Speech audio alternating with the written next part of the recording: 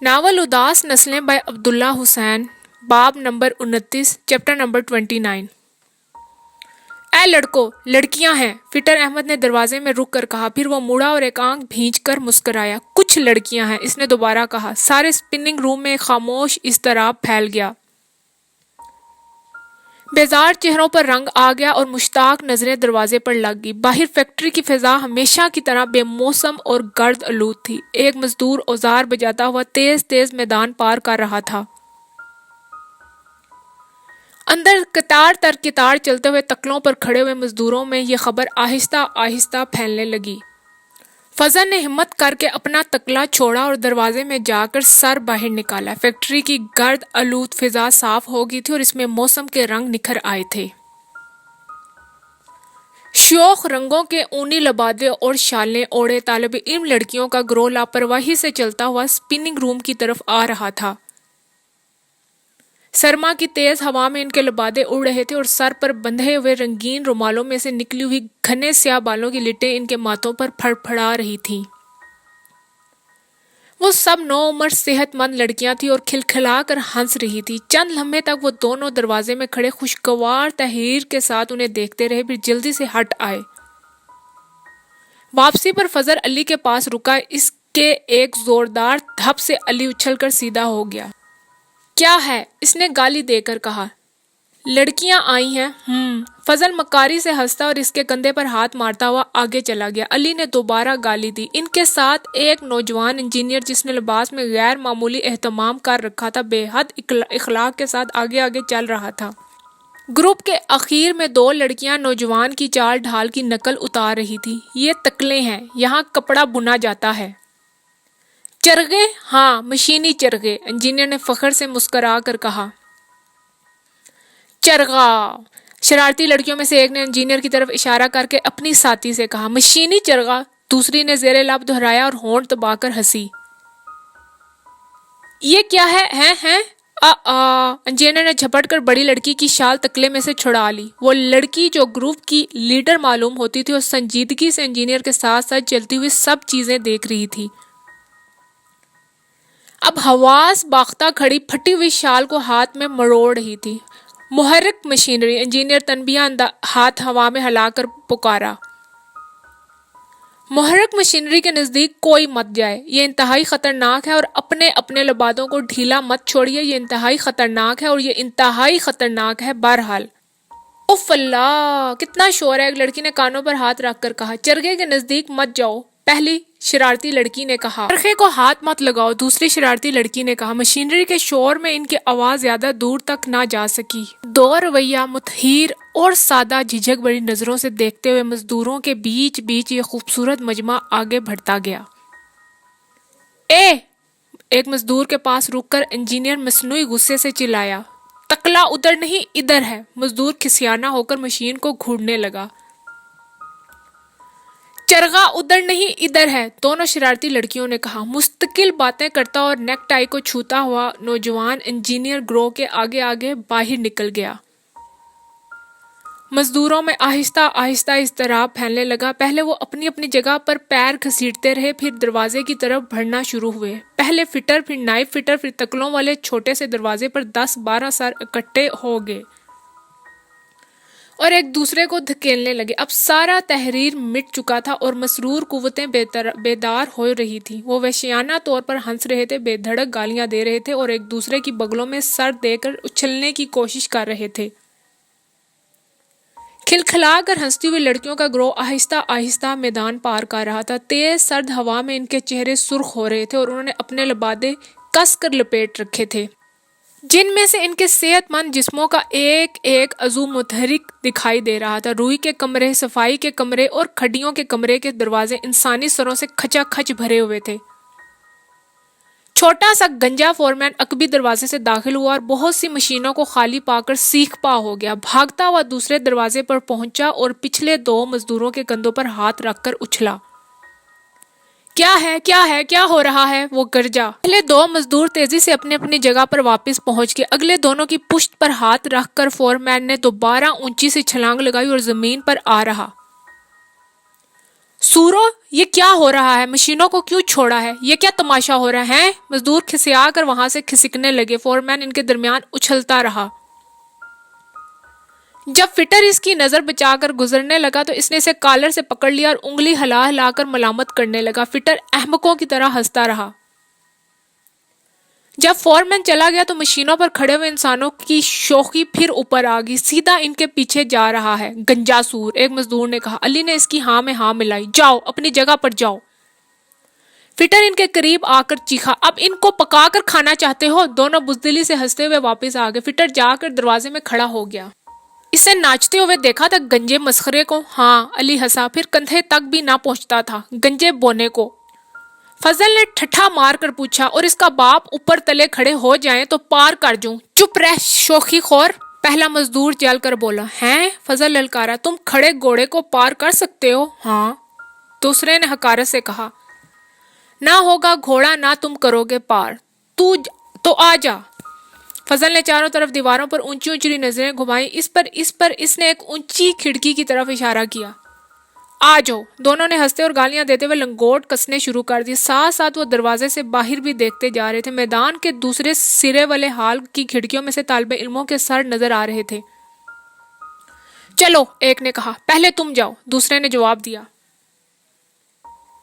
فضل نے چھل چھلاتی ہوئی نگاہ باہر کی طرف دوڑائی اور تیزی سے بھاگا۔ جب دیوار چند قدم پر رہ گئی تو اس نے رفتار تیز کر دی اور دیوار پر پاؤں مار کر اچھلا اور کھڑکی پر ہاتھ ٹکا دی۔ اب وہ بازوؤں کے سہارے لٹک رہا تھا۔ شاباش! کھڑکی کے قریب کی مشین والا ران پر مکہ مار کر چلایا۔ فضل بازوؤں کے زور پر آہستہ آہستہ اٹھنا شروع ہوا۔ ذرا سا اٹھ کر رکا اور نیچے آ گیا۔ چند سیکنڈ کے بعد پھر اٹھا اور ناکام رہا۔ اس دفعہ وہ پہلے سے زیادہ اٹھ گیا تھا اور زیادہ دیر تک رکا رہا تھا۔ نیچے کھڑے ہوئے مزدور جوش سے چلائے۔ تیسری دفعہ اس نے دانت پیس کر زور لگایا اور اس کی ٹھوڑی کھڑکی کے زینے تک پہنچ گئی۔ وہ رکا رہا۔ اس کے دانت ننگے ہو کر ایک دوسرے پر جمے ہوئے تھے اور کندھے بری طرح کپ کپا رہے تھے۔ اس نے گھٹنے اور پاؤں چلائے، لیکن دیوار سیدھی اور ہموار تھی اور اس پر کوئی سہارا نہ تھا۔ ایک آخری کوشش میں اس نے ہاتھ اٹھا کر سلاخوں کو پکڑنا چاہا، مگر دوسرا ہاتھ بوجھ کو نہ سنبھال سکا اور پھسل گیا۔ اس کی ٹھوڑی کھڑکی کے پتھر سے ٹکرائی اور وہ دھڑام سے نیچے آ گرا۔ نیچے والے مجمع میں سے مایوسی کی کرہ بلند ہوئی۔ تھوڑی دیر کے بعد وہ اٹھا اور لنگڑاتا ہوا دیوار کے ساتھ ساتھ چلنے لگا۔ اس کا انتظار کیے بغیر دوسرا مزدور پوری قوت سے بھاگا اور دیوار پر پاؤں مار کر بہت اونچا اچھلا۔ پہلی کوشش میں اس نے مضبوطی سے ہاتھ سلاخوں پر جما لیے، لیکن اس کے بازو کمزور تھے۔ وہ ایک بار خفیف سا اوپر اٹھنے کے بعد اس نے ہاتھ چھوڑ دی اور بلی کی طرح پاؤں پر گرا۔ مزدور جو اب کھڑکی کے نیچے اکٹھے ہو گئے تھے ٹھٹھا مار کر ہنسے۔ ناکام چھلانگیے نے ٹھٹائی سے انہیں گالی دی اور بلا وجہ ہنسنے لگا۔ فٹر جو مجمع کے سر پر آ گیا تھا پہلے تو بھنایا، پھر مزدوروں کا جوش و خروش دیکھ کر ٹھنڈا پڑ گیا اور ان میں دلچسپی لینے لگا۔ دو تین اور جوان پھلانگنے کے لیے تیار ہو رہے تھے۔ ایک ایک کر کے فٹر پکارا، مشینوں کو خالی مت چھوڑو، جو چھلانگ لگائے گا اس کی مشین کا دوسرا دھیان رکھے گا۔ ایک کر کے سب جوان مردوں نے چھلانگ لگانی شروع کی۔ کافی دیر وہ زور آزمائی کرتے رہے، مگر دیوار سرد اور اٹوٹ تھی۔ اس نے سارے نوجوانوں کے غرور کو مجروح کیا۔ دانت پیس کر، پٹھے کھینچ کر اور رگیں پھلا کر انہوں نے اپنی ساری قوتیں صرف کر دیں۔ ایک مسخرہ مزدور دیر تک جو سلاخوں سے لٹکا رہا تھا، اس کے ہاتھ وہیں پر جکڑے گئے اور اس کو نیم بے ہوشی کی حالت میں سیڑھی کی مدد سے نیچے اتارا گیا۔ اس کے بعد سب نے ایک دوسرے کو گالیاں دیتے ہوئے یہ کھیل بند کر دیا۔ ایک گھنٹے کے بعد حالات معمول پر آ گئے۔ سب مزدور اپنی اپنی جگہوں پر بیٹھے ہوئے مشینوں کی یکساں بیزار کر دینے والی آواز کو سن رہے تھے اور باہر فیکٹری کی فضا بے موسم گرد آلود اور ہوا کا زور ٹوٹ چکا تھا۔ ناول اداس نسلیں بائے عبداللہ حسین، باب نمبر 30، چیپٹر نمبر 30۔ اوپر کی منزل سے جو چوبی زینہ برآمدے میں اترتا تھا مسلسل استعمال کی وجہ سے گھس چکا تھا، مگر اس کی لکڑی سیاہ ٹھوس اور عمدہ تھی۔ نجمی نے برآمدے میں اترتے ہی ناک اٹھا کر سونگا۔ ہوا میں بارش اور گیلے پتوں کی مہک تھی۔ اس نے خوشی سے کپڑوں پر ہاتھ پھیرا اور پانچے اٹھا کر احتیاط سے چلنے لگی۔ बरामदे का फर्श गीला और फिसलवां था। अंदर से खाला ने उसे देखा और पुकारी, बीबी नंगे पांव। इसने चोटों की तरह गर्दन कंधों में छुपा ली और दीवार की ओट में होकर चलने लगी। बरामदा खाली और तवील था और भीगी हुई चिड़िया बेलों में बैठी पर झटक रही थी। इसने पाइचे छोड़ दिए। ढीले ढाले पजामे में इसके पांव और पाइचे गीले होने लगे। बरामदे के वस्त में चंद लहजे को रुककर इसने बेमदा इत्मीनान के साथ आसपास की बेरंगी और बेजार कर देने वाले मौसम को देखा। फिर इसने पाइचे उठा लिए। इसके पांव जर्दी माइल और दुबले थे। चलते चलते इसने एक पांव पलट कर देखा। तलवा गुलाबी और धुला हुआ था और इसमें फर्श की नमूदार खुशगवार ठंडक जज्ब हो रही थी। बरामदे के मोड़ तक पहुंचते पहुंचते इसने फिर पाइचे छोड़ दिए और बाहें हिलाती हुई लापरवाही से चलने लगी। अगले बाजू में बहुत सी ऊट पटांग चीजें बिखरी पड़ी थी। वो पिंग पोंग की मेज के कोने पर बैठकर टांगे हिलाने लगी। दूसरे कोने में इमरान दीवार से टेक लगाए अकड़ू बैठा था और इसने एक सरसरी सुस्त निगाह अपनी नौ उम्र फुप्पी पर डाली और बाहर देखने लगा। वो काफी देर तक खामोश बैठी पांव हिलाती रही। फिर मुड़कर शगुफ्तगी से बोली, हेलो मिस्टर डल। इमरान ने ठहरी हुई काहिल नजरों से, जिनसे हमाकत और लाइल्मी का इजहार होता था, इसे देखा। मौसम ने सारा मजा खराब कर दिया। वो फिर बोली, हाँ। इमरान ने सर हिलाया। वो एक सुस्त दिमाग और भीगी भीगी उदास आंखों वाला नौजवान लड़का था, जिसके चेहरे पर कोई तासुर शाज ही पैदा होता था। नजमी बेजारी के बावजूद इसी तरह बैठी शगुफ्तगी से टांगे हिलाती और फर्श पर बिखरी हुई चीजों को देखती रही। बारिश लगातार हो रही थी। एक भटकी हुई जर्द तितली बरामदे में से गुजरी। जर्द गुलाब की पंखड़ी, वो बोली, तुमने वो नज़म सुनी है जो मैंने जाड़ों में लिखी थी? इमरान ने अपनी लाइल्म नजरों से देखा। जाड़ों में? ओह हाँ, जाड़ों में। सारी चिड़ियां भीगी हैं, तितलियां गायब हो गई हैं, बरसात आ गई है, वो गाती हुई बोली। तितलियां जाड़ों में होती हैं? इमरान ने बेहद अहम लहजे में, जैसे कि वो हर मामूली बात को अदा किया करता था, कहा। जब दिन में बाहर बैठते हैं और धूप में ऐसी चमक होती है और हर तरफ तितलियां उड़ती फिरती हैं, रंग बरंग, और शहद मक्खियां रंग बरंग, और तार है नहीं। ओ, इसने मुट्ठियां कस कर छाती में भेज ली और आंखें मीच कर हंसी। है नहीं? मैंने परवेज भाई को भी सुनाई थी जर्द गुलाब की पंखड़ी। इसने पांव फैलाकर बारिश की फुवार को महसूस किया और गुनगुनाई, गुलाब जो खिजा की बारिश में फूलता है। पप्पा अभी तक नहीं आए। नौजवान लड़के ने बच्चों की तरह भीगी भीगी उदास आंखें उठाकर कहा। परवेज भाई कभी नहीं आते। पिछली बार भी आधी रात को पहुंचे थे, आज भी नहीं आए। उन्होंने तोहफा तो दिया ही था। तोहफों का क्या है? वो रंज से चीख कर बोली। इमरान शजद बैठा इसकी आंखों में आंसुओं को जमा होते हुए देखता रहा। वो पांव लटकाए दोनों हाथ गोद में रखे खामोश बैठी बारिश के शोर को सुनती रही। आस पास गहरा सुकूत था, बेरंग बारिश आलूद सहपहर का सुकूत, जिसमें गीली चिड़ियां बरामदे की बेल में छुपी सुस्त मुख्तसर आवाजों में बातें कर रही थी। और बादल बहुत नीचे झुक आए थे और यूकलिप्टस की चोटियों में फिर रहे थे। ये बरसात की पहली बारिश थी जिसने आज नजमी की सालगिरह का सत्यानाश कर दिया था।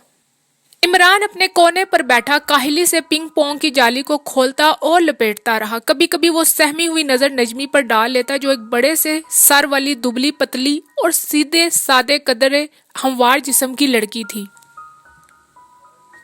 वो ऐसे लोगों में से थी जिनकी सेहत का अंदाजा लगाने में हमेशा मुश्किल पेश आती है, जो हर रोज मिजाज के मुताबिक रंग बदलते रहते हैं। इसका कद छोटा था, मगर जिस्म के तंग चोखटे की वजह से पस्त कद न लगती थी। इसके चेहरे पर कोई खुसूसी जज्बियत ना थी, सिर्फ इसके निस्बतन बड़े साइज के सर ने इसमें मुस्तकिल कम उम्री की दिलकशी पैदा कर दी थी। और फिर इसकी आंखें थी स्याह और माया और बड़ी बड़ी और गहरी और बेहद रोशन। इसकी सारी शख्सियत में सिर्फ आंखें थी जो देखने वाले को मुतासिर और मबहूत करती थी। नाजुक जिस्म और फीके चेहरे पर वो इस कदर ज़हीन और जानदार आंखें थी, और इसके बाल थे जो सीधे और स्याह थे और इसकी आंखों से मेल खाते थे। اس کی غیر معمولی حساس طبیعت نے اسے گھر بھر کے لیے درد سر بنا رکھا تھا۔ اس وقت وہ برآمدے میں بیٹھی جلد جلد آنکھیں چھپکتی ہوئی دور دور تک گرتی ہوئی بارش کو دیکھ رہی تھی۔ بادلوں کے نیچے آنے سے دن کی روشنی گھٹتی جا رہی تھی۔ ہیلو ماسٹر ڈل، خاموش بیٹھے بیٹھے اس نے دوبارہ مڑ کر شگفتگی سے کہا۔ ہیلو، عمران نے رکھائی سے جواب دیا۔ وہ پھر اپنی مخصوص بے خیالی میں جا چکی تھی۔ اس کی یہ اوٹ پٹانگ ذہنی غیر حاضری عمران کو پریشان کر دیتی تھی۔ پھر وہ ٹانگیں اوپر سمیٹ کر بیٹھ گئی۔ میں بارش دیکھنے کے لیے آئی ہوں۔ بارش اتنی دور دور تک ہو رہی ہے، ایسا عجیب لگتا ہے۔ لڑکے نے اثبات میں سر ہلایا۔ ماسٹر، یہ بارش جو ہے یہ تم کو بیزار کرتی ہے یا تم کو اچھی لگتی ہے، ذرا بتاؤ۔ مجھے وہ تیز تیز جالی لپیٹنے لگا۔ بیزار نہیں کرتی۔ اچھا، نجمی نے آنکھیں پھیلا کر کہا۔ پھر دونوں ہاتھوں کی مٹھیاں کانوں پر رکھ کر دبائی۔ اوہ خدایا، پتہ نہیں، مجھے کچھ پتہ نہیں چلتا، بس ایسا عجیب لگتا ہے۔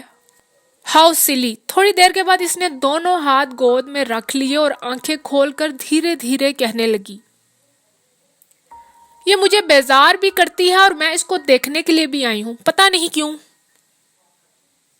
لیکن عمران نے محسوس کیا کہ وہ وہاں پر نہیں تھی۔ وہ اسے دیکھ بھی نہیں رہی تھی۔ وہ اس پر نظریں جمائے کچھ بھی نہیں دیکھ رہی تھی۔ بارش کا شور بڑھ گیا اور بیلوں میں بھیگتی ہوئی چڑیاں گھبرا کر اڑنے لگی۔ بارش تیز ہو گئی ہے، عمران نے اہم لہجے میں اطلاع دی۔ وہ چونک پڑی۔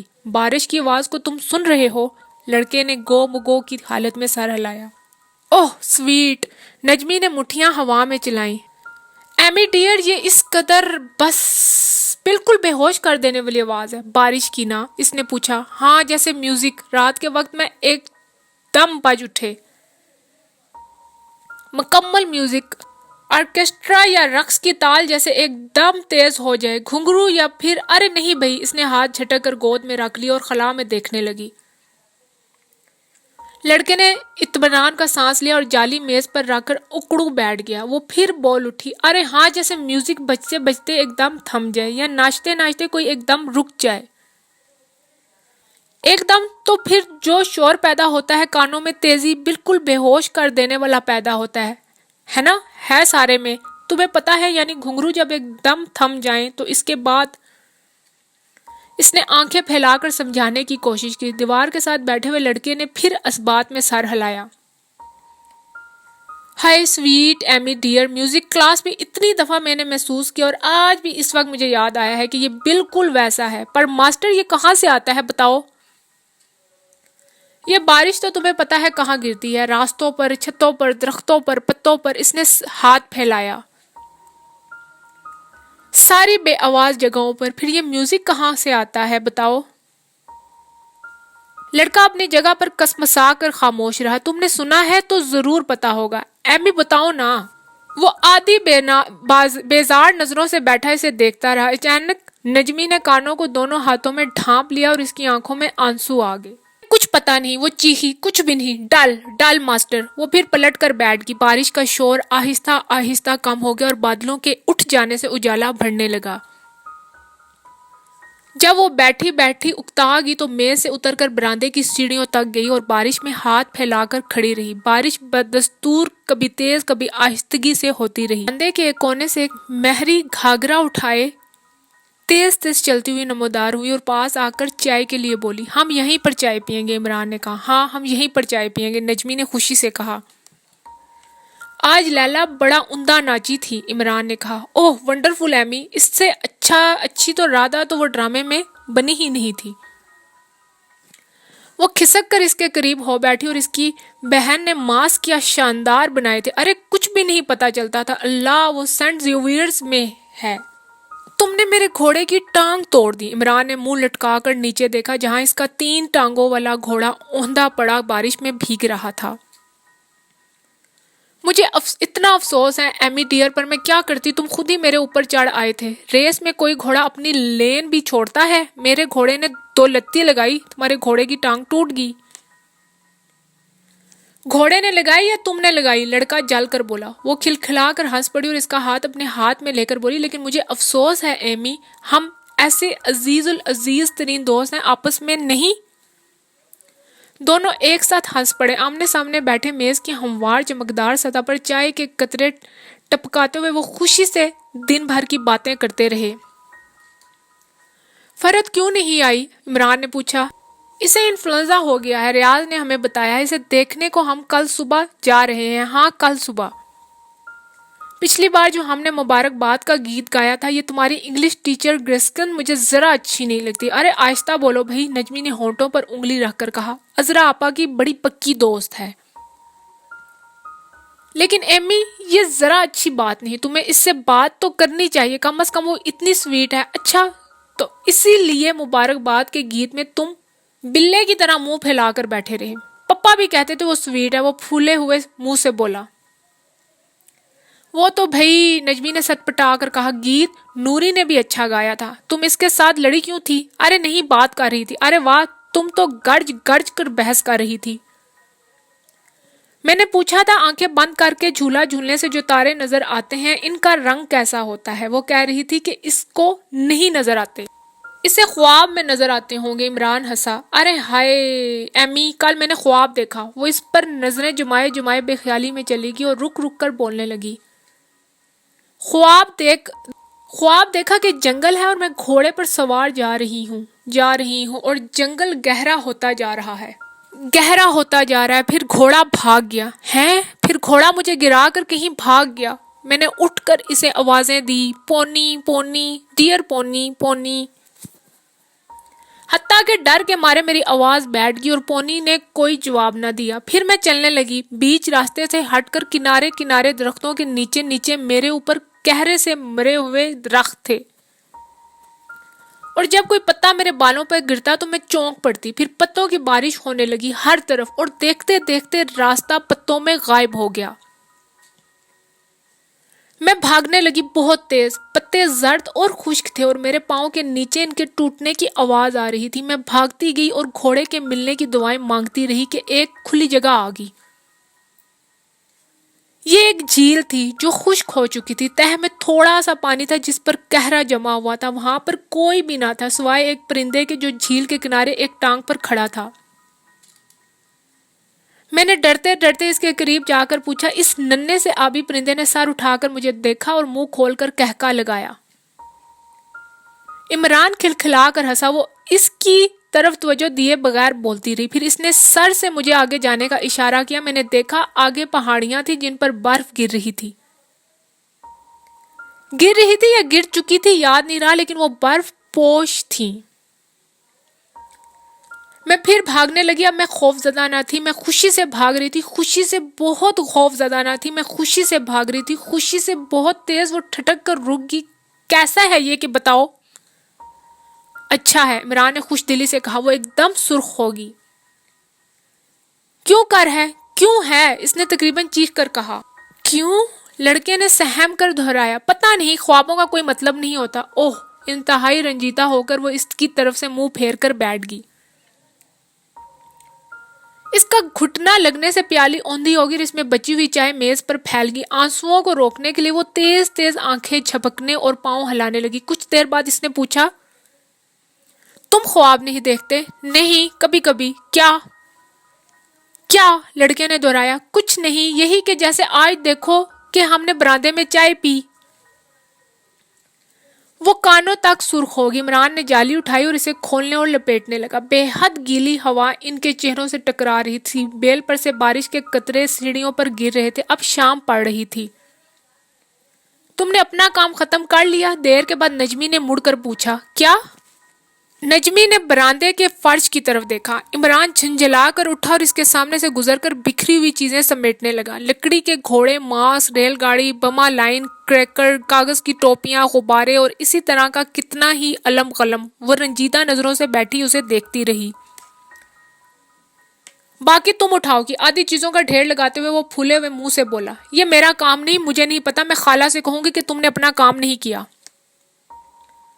میں بھی کہوں گا. کیا؟ کہ تم نے پھر میز پر چائے گرائی تھی. اس نے دونوں بازوؤں میں چیزیں بھرتے ہوئے کہا. تم میری شکایت کرو گے؟ وہ رن سے چیخی. لڑکے نے بیزاری سے اس کی طرف دیکھا اور چیزیں سنبھال کر چل پڑا. میں تمہاری پرواہ نہیں کرتا، اس نے کہا۔ وہ اسے برآمدے میں غائب ہوتے ہوئے دیکھتی رہی، پھر کود کر اتری اور پائچے اٹھا کر برآمدوں میں بھاگنے لگی۔ عذرا کے کمرے میں روشنی نہ جلی تھی۔ وہ ابھی ابھی سو کر اٹھی تھی اور پلنگ پر خاموش بیٹھی تھی۔ نجمی نے قالین پر گر کر اس کی گود میں منہ چھپا لیا۔ عذرا آپا، وہ سسک کر بولی، میں اس کے ساتھ نہیں رہ سکتی۔ کیا ہے بیبی، کس کے ساتھ؟ عذرا نے تفشیش سے پوچھا۔ ماسٹر ڈل۔ تو کون کہتا ہے آپ اس کے ساتھ رہیں بیٹا؟ کیا کہتا ہے؟ وہ کہتا ہے کہ خواب میں وہ چائے پیتا ہے اور عذرا ہنسی۔ تو ٹھیک ہے، آپ الگ رہیں، وہ الگ رہے گا۔ نجمی نے اس کی گود میں سے منہ اٹھایا اور غصے سے بولی، ڈل ماسٹر۔ ڈل ماسٹر نہیں کہتے بٹیا، عمران کہتے ہیں، وہ آپ سے بڑا ہے۔ عذرا نے اس کے بال سنوارتے آنکھیں خشک کی اور جھک کر اس کی پیشانی کو چوما۔ اچھا، اب آپ جا کر جوتے پہنیں۔ وہ بارش آلود دن ختم ہو رہا تھا اور عذرا اکیلی دریچے میں کھڑی دور تک گرتی ہوئی بارش اور جھلملاتی ہوئی روشنیوں کو دیکھ رہی تھی۔ یہ رات کے ساتھ مخصوص ہیں، اس نے برقی روشنیوں کو دیکھ کر سوچا۔ بھورے رنگ کی گھنی لٹ اس کے ماتھے پر پھڑائی جا رہی تھی۔ اس نے کاہلی سے اسے اپنے بالوں میں اٹسا اور وہ دوبارہ اس کے گرنے کا انتظار کرنے لگی۔ یہ رات کے ساتھ جلتی ہیں، اس نے دوبارہ سوچا، لیکن یہ کوئی سوچ نہ تھی، ان چھوٹے چھوٹے بیکار خیالوں میں سے ایک تھا جو خالی الذہن انسان کے دماغ میں آپ سے آپ چلے آتے ہیں۔ وہ اپنی کاہلی اور بے خیالی پر جھنجھلا گئی، لیکن وہ اکیلی تھی اور اندھیرا اس کے چاروں طرف پھیل چکا تھا اور بارش صبح سے ہو رہی تھی، دور دور جھلملاتی ہوئی روشنیوں پر اور اس سے پرے اندھیرے کھیتوں اور میدانوں اور درختوں پر لگاتار۔ جب یہ نہیں تھی بارش، جب سے ہو رہی تھی۔ اس نے پھر سوچا اور دن میں خیال کی، نرسائی اور بے تکے پن پر جھنجھلائی۔ مسلسل بارش نے اس کے حواس کو کند کر دیا تھا اور وہ بیزار ہو چکی تھی۔ نمودار ہوا اس کے سرد بے جان چہرے سے ٹکرا رہی تھی اور اسٹول پر پاؤں لٹکائے دریچے کے پتھر پر دونوں کونیاں رکھ کر بیٹھی ہوئی وہ اتنی بے حس اور کاہل ہو گئی تھی کہ اٹھ بھی نہ سکتی تھی۔ اس نے گیلے منجمد چہرے کو چھونا جہاں مگر ہاتھ اٹھانے کا ارادہ نہ کر سکتی۔ پھر اس نے اوپر کا ہونٹ پھیلا کر سانس کو محسوس کیا۔ سانس گرم تھا اور وہ خوش ہوئی۔ اسے بے نام خوشی اور مصنوعی طمانینت کے ساتھ بیٹھی وہ لٹ کے گرنے کا انتظار کرنے لگی جو لاپرواہی سے بالوں میں الجھائی گئی تھی۔ چھوٹے چھوٹے بیکار لا یعنی خیال آپ سے آپ آتے اور جاتے رہے۔ اندھیرے میں اس کا وجود اور احساس دونوں معدوم ہو گئے۔ سارے وقت بارش ہو رہی تھی، اس نے دل میں کہا۔ رات کی مخصوص دھیمی اور مسلسل بارش سارے ہی وقت ہو رہی تھی۔ دریچے کے چھجے پر یوکلپٹس کے پتوں پر نیچے باغ کے راستوں پہ ترپ ترپ ترپ۔ اس کی خاموش آوازوں کی موسیقی سارے میں پھیلی ہوئی تھی، ایک ایک کر کر بند ہوتے ہوئے دریچوں پر بجھتے ہوئے شیشوں پر ایک ایک کر کے سوتے ہوئے مردوں عورتوں کے کانوں پر بج رہی تھی۔ رات کا سمے جو بھاری اور محفوظ سمے تھا، جانداروں کے لیے آرام کا سمے تھا، لیکن ہوا جو دن بھر سے گیلی اور مضطرب تھی چلے جا رہی تھی۔ بالآخر یہ رات غیر آباد نہ تھی۔ بند دریچوں کے باہر ہوتی ہوئی بارش خواب آلود اور پر اسرار تھی۔ بارش سارے وقت ہوگی، اس نے دل میں دہرایا۔ لٹ ابھی تک نہ گری تھی اور وہ جھنجھلا رہی تھی۔ ذہن کی نارسائی اور انتظار کی کوفت پر اس نے دوبارہ ہونٹ پھیلا کر سونگھا۔ صرف ایک سانس تھا جسے وہ محسوس کر رہی تھی، گرم اور جاری انسانی سانس۔ باقی سب چیزوں کو، بارش کو اور چہرے کی گیلی ہیجان جلد کو اور خوشبودار درخت کے پتوں کو اور اندھیرے میں بازوؤں کی مدھم لکیروں کو اور دور دور جھلملاتی ہوئی گیلی اور اکلوتی روشنیوں کو اس نے فرض کر لیا تھا۔ پھر اس نے سپاٹ لہجے میں دل میں کہا، سڑک کے پار دوسرے مکان کے شیشوں پر روشنی گل ہوگی۔ کسی نے دریچہ کھول کر خاموشی سے باہر جھانکا۔ کوئی سونے کی تیاری کر رہا تھا۔ یہ بھی اس نے فرض کر لیا کہ سبھی لوگ تو سوتے ہیں۔ پھر اس نے بیزاری سے دل میں دہرایا۔ برآمدے میں کسی نوکر کے گزرنے کی چاپ سنائی دی۔ بٹیا سو رہی ہیں، انہوں نے ایک دوسرے سے کہا اور گزر گئے۔ باغ کی باڑ کے پیچھے ایک بیل گاڑی بھیگتی ہوئی گزر رہی تھی، اس کے نیچے لالٹین لٹک رہی تھی اور گیلی سڑک پر اس کا دھندلا سا عکس دور تک چلا گیا تھا۔ پھوس کی چھت کے نیچے بیٹھے ہوئے چند کسان موٹی اداس آوازوں میں باتیں کر رہے تھے اور بیلوں کو چلا رہے تھے، لیکن اس دوسرے مکان کے شیشوں پر روشنی گل ہو گئی تھی اور ان کے پیچھے رات کا بوسہ لیا جا رہا تھا یا شاید لیا جا چکا تھا کیونکہ وہ دو تھے اور جب کمرہ ابھی روشن تھا تو ان کے سائے شیشوں پر لرز رہے تھے اور وہ ایک دوسرے کے کندھوں پر ہاتھ رکھے باتیں کر رہے تھے، بے آواز باتیں جن کو صرف وہی جانتے تھے۔ پھر جب مرد نے سگریٹ دریچے میں مسئلہ اور روشنی گل کر دی تو کسی نے پل کی پل کو دریچہ کھول کر باہر جھانکا، کسی نے ایک مختصر سا کہکا لگایا اور دریچہ بند کر دیا، اور اب کمرہ گرم اور تاریک تھا اور باہر بارش ہو رہی تھی اور سڑک پر رات کے اکا دکا مسافر بھیگتے ہوئے گزر رہے تھے، اور اب کمرہ گرم اور تاریک تھا اور اب کمرہ لا حول ولا قوت۔ اس نے پہلی دفعہ شعوری طور پر سوچا اور اسٹول سے اتر آئی۔ کمرہ پار کر کے اس نے بتی جلانا چاہی لیکن دیوار پر ہاتھ رکھ کر کھڑی رہی۔ ایک بہت پرانا خوف تھا جس نے اسے باز رکھا، لمحوں کے بھاؤ کو، وقت کے طلسم کو توڑ دینے کا خوف، اور لمحوں کے بھاؤ میں ایک دن اور گزر گیا، 1 سال اور۔ ابھی جب دن رخصت نہیں ہوا تھا تو بہت سے بچے کسی کی سالگرہ منا رہے تھے۔ بارش کی وجہ سے وہ محل کے پچھواڑے گھاس پر نہ جا سکے اور براندوں میں اودھم مچاتے پھر رہے تھے اور چلا چلا کر گا رہے تھے اور گھوڑ دوڑ کے مقابلے منعقد کر رہے تھے۔ پچھواڑے کی طرف سبزے پر کیا عمدہ پارٹیاں ہوا کرتی تھی، اللہ کیا یادگار زمانہ تھا۔ وہ لوگ اب کہاں گئے؟ وہ لوگ آہستہ بر گل بفشاں بر مزار ماہ، کوئی بے حد دلکش انداز میں جھک کے کہہ رہا تھا، ارے یہ تو ایک بہت پرانا، بہت بھولا ہوا سا منظر ہے۔ ہشت اور گھوڑ دھوڑ کے مقابلے کر رہے ہیں، کوئی ریس کے دوران بیٹھ کر اپنے گھوڑوں کی ٹوٹی ہوئی ٹانگ جوڑ رہا ہے، کوئی جب پیچھے رہ جاتا تو گھوڑے کو بغل میں دبا کر بھاگ اٹھتا ہے۔ پھر وہ اپنی ہمجولی کو تنگ کرنے لگے کہ وہ انہیں اپنی سالگرہ کی نظم سنائے۔ ارے یہ تو نجمی ہے، یہ پیاری سی عجیب و غریب لڑکی جو نظم سنا رہی ہے۔ پھر راہدہ ناچی اور ماسک ڈانس ہوا۔ فرحت کی صحت کے متعلق کوئی تازہ بلیٹن چھایا ہوا، وہ ریاض سے پوچھ رہے ہیں۔ سینٹ جونز کی کیبنٹ میں کیک چرانے کا پورٹ فولیو ریاض کے پاس ہے، وہ ریاض کو تنگ کر رہے ہیں، ریاض جو گول مٹول سیدھا سادہ سا لڑکا ہے۔ گریگسن انہیں سختی سے منع کر رہی ہے، گریگسن جو مشن پر چلی گیا اور شریف خاتون تو گویا آپ راہبہ بن گئی ہیں۔ تھو۔ اب کیک پر موم بتیاں جل رہی ہیں اور سب مل کر مبارکباد کا گیت گا رہے ہیں۔ گریگسن جسے لیڈ کر رہی ہے۔ 14واں سال جو ختم ہوا ہے، اس کے بعد 15واں آئے گا اور پھر 16واں، اور پھر ہم گائیں گے پچھلا سال جو ختم ہوا، 14واں سال جو سالگرہ کا یہ انوکھا گیت ایلس گریگسن کے وطن آئرلینڈ کا ہے، ایلس جو بہت پرانی بہت پیاری ساتھی ہے۔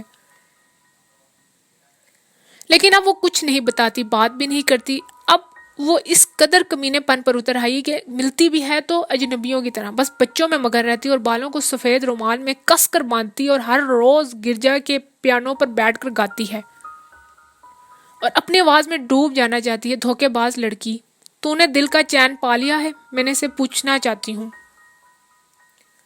ہیلو عذرا، وہ اپنے کمینے پن کے سرد ناآشنا لہجے میں کہتی ہے۔ ہیلو، میرے حلق میں کچھ اٹک جاتا ہے، جیسے میں نے کبھی اسے ابلی کے نام سے نہیں پکارا، جیسے کبھی اس نے روشن محل کے توشہ خانے کے فرش پر بیٹھ کر پکوان تیار نہیں کیے، جیسے کبھی اس نے فوارے پر پیپل کی جڑ پر باغ کے کونے کونے میں بیٹھ کر پہروں ارشد سے باتیں نہیں کی۔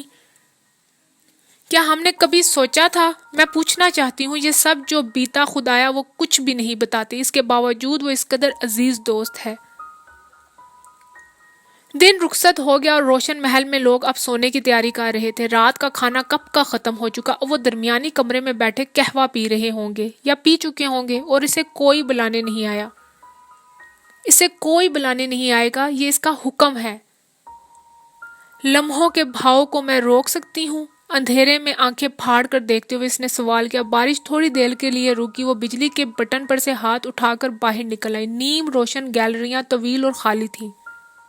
روشن آغا کے سوا سب کے رہائشی کمرے دوسری منزل پر تھے۔ اونچے تنگ محرابی دروازے بند تھے اور منقش شیشوں پر روشنیاں جل رہی تھیں، روشنیاں بجھ رہی تھیں۔ یہ ممی کا کمرہ ہے جس میں ابھی روشنی گل کی گئی ہے۔ یہ میری ماں جس کا میری زندگی سے کبھی کوئی تعلق نہیں رہا تھا، بس جیسے یہ بند کمرہ ہے، میں اس کے آگے سے گزر رہی ہوں اور ممی اندر اکیلی رہ رہی ہیں،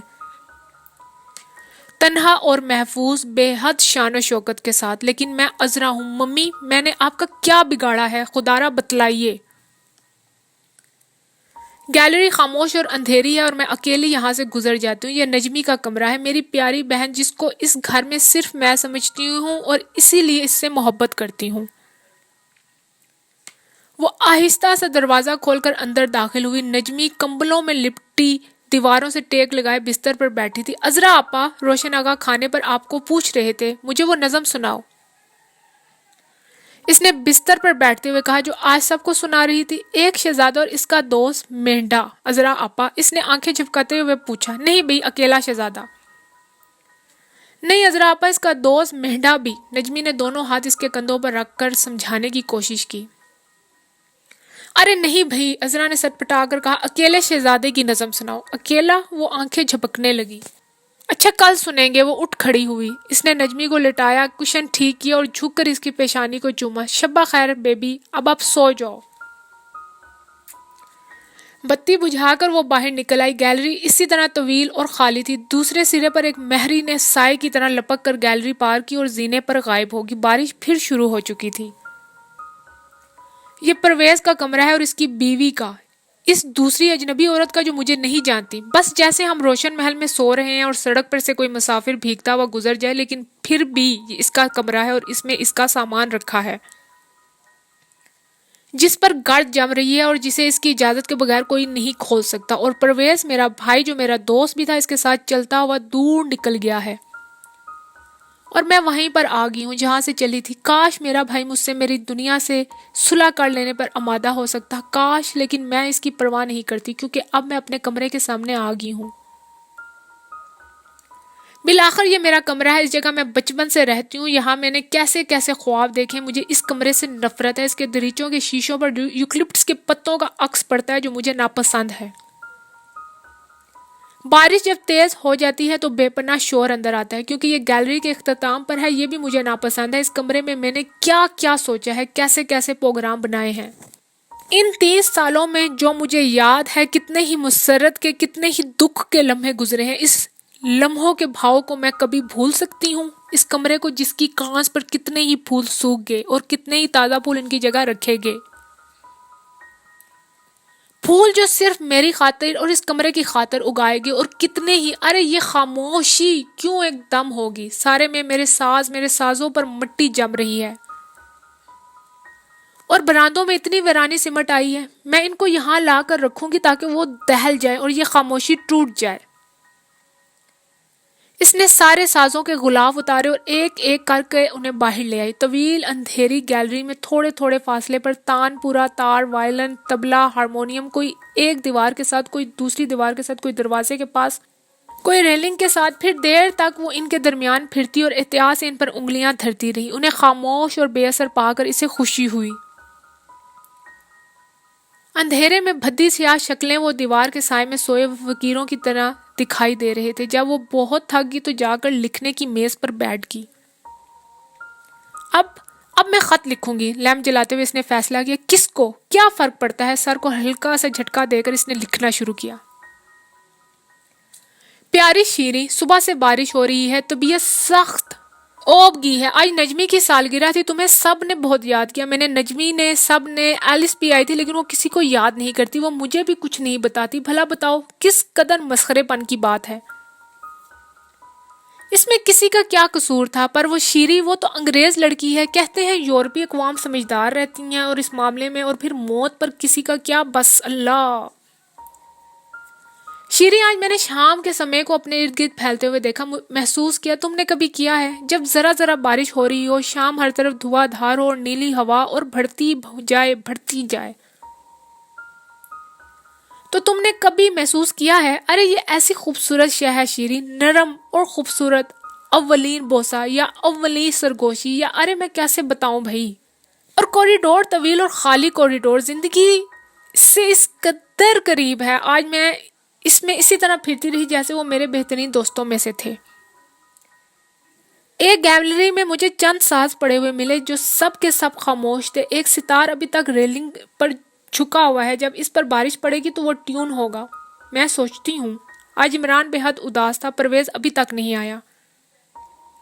میرے خیال میں بچوں کو والدین کے پاس رہنا چاہیے. نجمی آج سارا دن ننگے پاؤں بارش میں پھرتی رہی، مجھے ڈر ہے اسے زکام نہ ہو جائے۔ تمہارے بچے کیسے ہیں؟ منو اور گڈو؟ حامد بھائی کی صحت کیسی ہے؟ شیریں، ہم اس قدر تیزی سے بوڑھے ہوتے جا رہے ہیں، ہم اور تم اور سب۔ ایک بات بتاؤ شیریں، محبت کیا اتنا ہی دکھ دیتی ہے؟ کیا انسانوں کی یہی خطا ہے کہ وہ محبت کرتے ہیں؟ آخری سطریں گھسیٹ کر وہ کرسی کی پشت پر گر گئی۔ یہ فرخندہ کے گیلے پاؤں کے نشان ہے جو قالین پر پڑ گئے۔ وہ ہتھیلی پر ٹھوڑی رکھ کر بیٹھی دیکھتی رہی۔ باہر بارش تیزی سے ہو رہی تھی۔ بارش کے شور سے خالہ کی آنکھ کھل گئی۔ رات آدھی سے زیادہ گزر چکی تھی۔ انہوں نے سر اٹھا کر کمزور آواز میں محرک کو پکارا جو انہی کے کمرے میں سوتی تھی۔ وہ نیند میں بڑبڑا کر خاموش ہو رہی۔ خالہ بستر میں پڑی سنتی رہی۔ بارش عجیب آواز سے ہو رہی تھی۔ پھر انہوں نے اٹھ کر باہر جھانکا۔ عذرا کے کمرے کے کھلے دروازوں میں سے روشنی نکل رہی تھی۔ وہ خاموشی سے باہر نکل آئیں۔ برآمدے میں بڑھتے ہوئے وہ کسی شے سے ٹھوکر کھا کر گرتے گرتے بچی۔ تاروں میں خفیف سی جنجناہٹ پیدا ہوئی۔ مردار! انہوں نے اپنے آپ کو سنبھالا۔ عذرا کے دروازے میں وہ کھڑی کی کھڑی رہ گئی۔ کھلے دریچے میں سے ہوا اور بارش اندر آ رہی تھی۔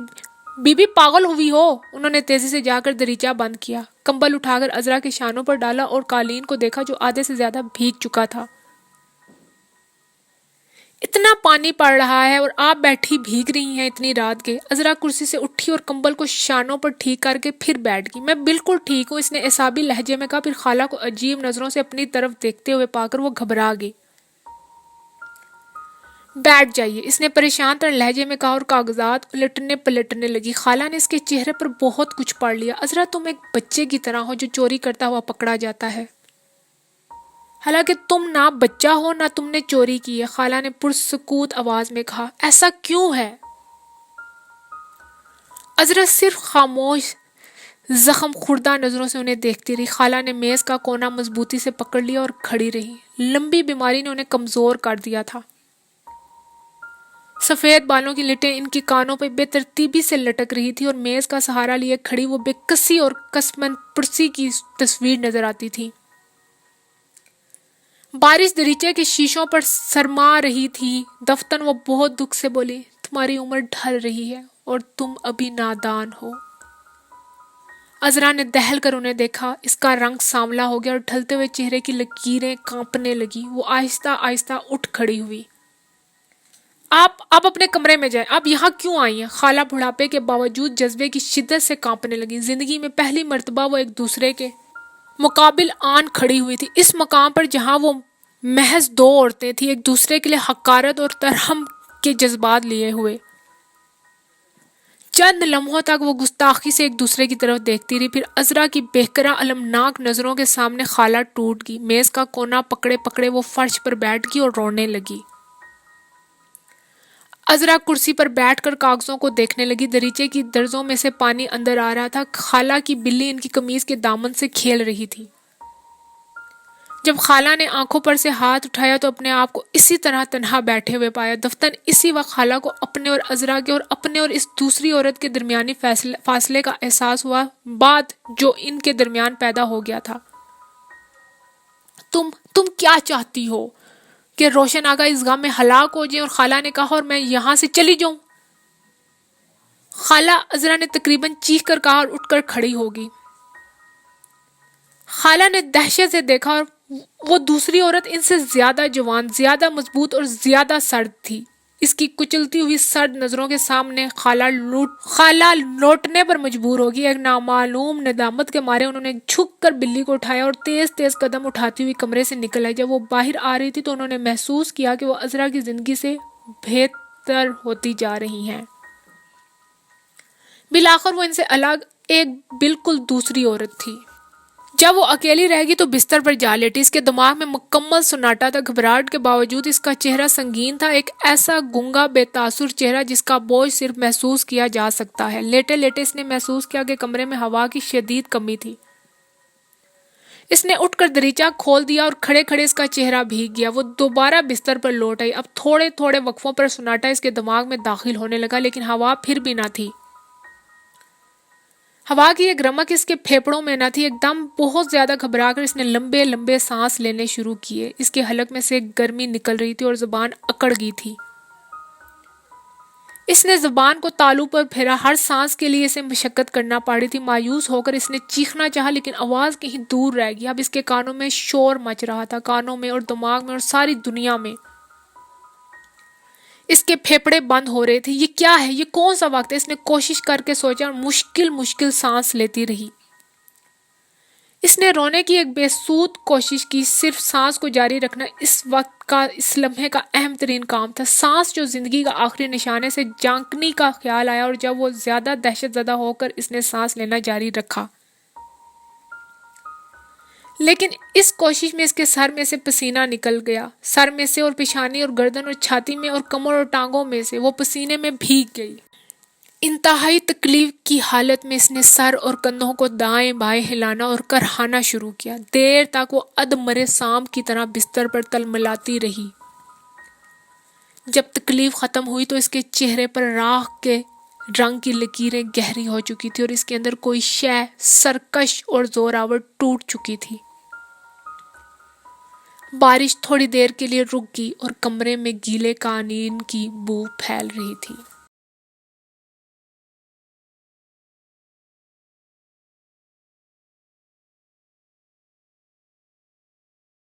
ناول اداس نسلیں بائی عبداللہ حسین، باب نمبر 31، چیپٹر نمبر 31۔ سردیوں کا موسم گزر رہا تھا جب علی کو نعیم کے رہا ہو کر گاؤں پہنچنے کی اطلاع ملی۔ اسی رات کو اپنی بیوی سے مشورہ کرنے کے بعد وہ گاؤں کے لیے روانہ ہو پڑا۔ وہ اب وہاں نہیں رہنا چاہتا تھا، وہ گاؤں واپس جا کر کھیتی باڑی کرنا چاہتا تھا، لیکن اس کی ماں 1 سال ہوا مر چکی تھی اور زمینوں پر بڑی ماں نعیم کی ماں یعنی کہ اس کا قبضہ تھا۔ چنانچہ سے نعیم کی واپسی تک رکنا پڑا تھا۔ نعیم اور عذرا کا بڑا مکان برسوں سے بند پڑا تھا، اس کا باغ ویران ہو چکا تھا اور راستے گلے سڑے پتوں اور آندھی سے ٹوٹی ہوئی ٹہنیوں سے ڈھکے پڑے تھے۔ گھاس میں جا بجا بوڑھے پرندوں کی لاشیں پڑی ہوئی ملتی تھی۔ ایک بوڑھا رکھوالا رہ گیا تھا جو دن بھر دھوپ میں بیٹھا حقہ پیتا اور کناز سے اپنے ارد گرد کی مرتی ہوئی دنیا کو دیکھتا اور نظر انداز کرتا رہتا تھا۔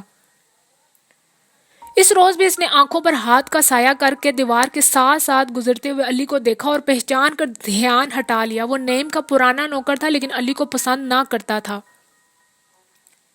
علی نے آم اور امرود کے بہترین درختوں کو دیکھا جو ضائع ہو چکے تھے اور اس کے دل میں افسوس پیدا ہوا۔ اوپر کی منزل کی کھڑکیوں کے چند شیشے بھی ٹوٹ چکے تھے۔ گاؤں کے چاروں طرف تیزی سے پکتی ہوئی فصل کھڑی تھی۔ علی نے لمبا راستہ پکڑا جو مختلف کھیتوں کا چکر کاٹ کر گاؤں میں داخل ہوتا تھا۔ کھیتوں میں سے گزرتے ہوئے وہ دونوں ہاتھ فصل پر پھیرتا رہا، یوں جیسے کہ وہ گائے کا نومولود بچھڑا ہو۔ مویشیوں کے احاطے میں علی کی بوڑھی بھینس اسے دیکھ کر خوشی سے ڈکارنے لگی۔ علی نے پیار سے اس کے سر پر ہاتھ پھیرا اور جگالی کا جھاگ اس کے منہ سے صاف کرتے ہوئے سوچا، جانور نہیں بھولتے۔ اندر نعیم اپنی ماں کے پاس بیٹھا کھا رہا تھا۔ وہ اٹھ کر گرم جوشی سے اپنے بھائی کے ساتھ گلے ملا۔ میں خود آنے کا ارادہ کر رہا تھا، اس نے کہا اور اسے اپنے پاس بٹھا کر مکھن اور روٹی کھانے کو دی، جسے علی غیر معمولی اشتہا کے ساتھ کھانے لگا۔ بوڑھی اسے دیکھ کر ہمدردی سے رونے لگی، مگر جب دوبارہ نعیم نے اسے دیکھا تو اسے صدمہ ہوا۔ تم بہت کمزور ہو گئے ہو، اس نے پوچھا۔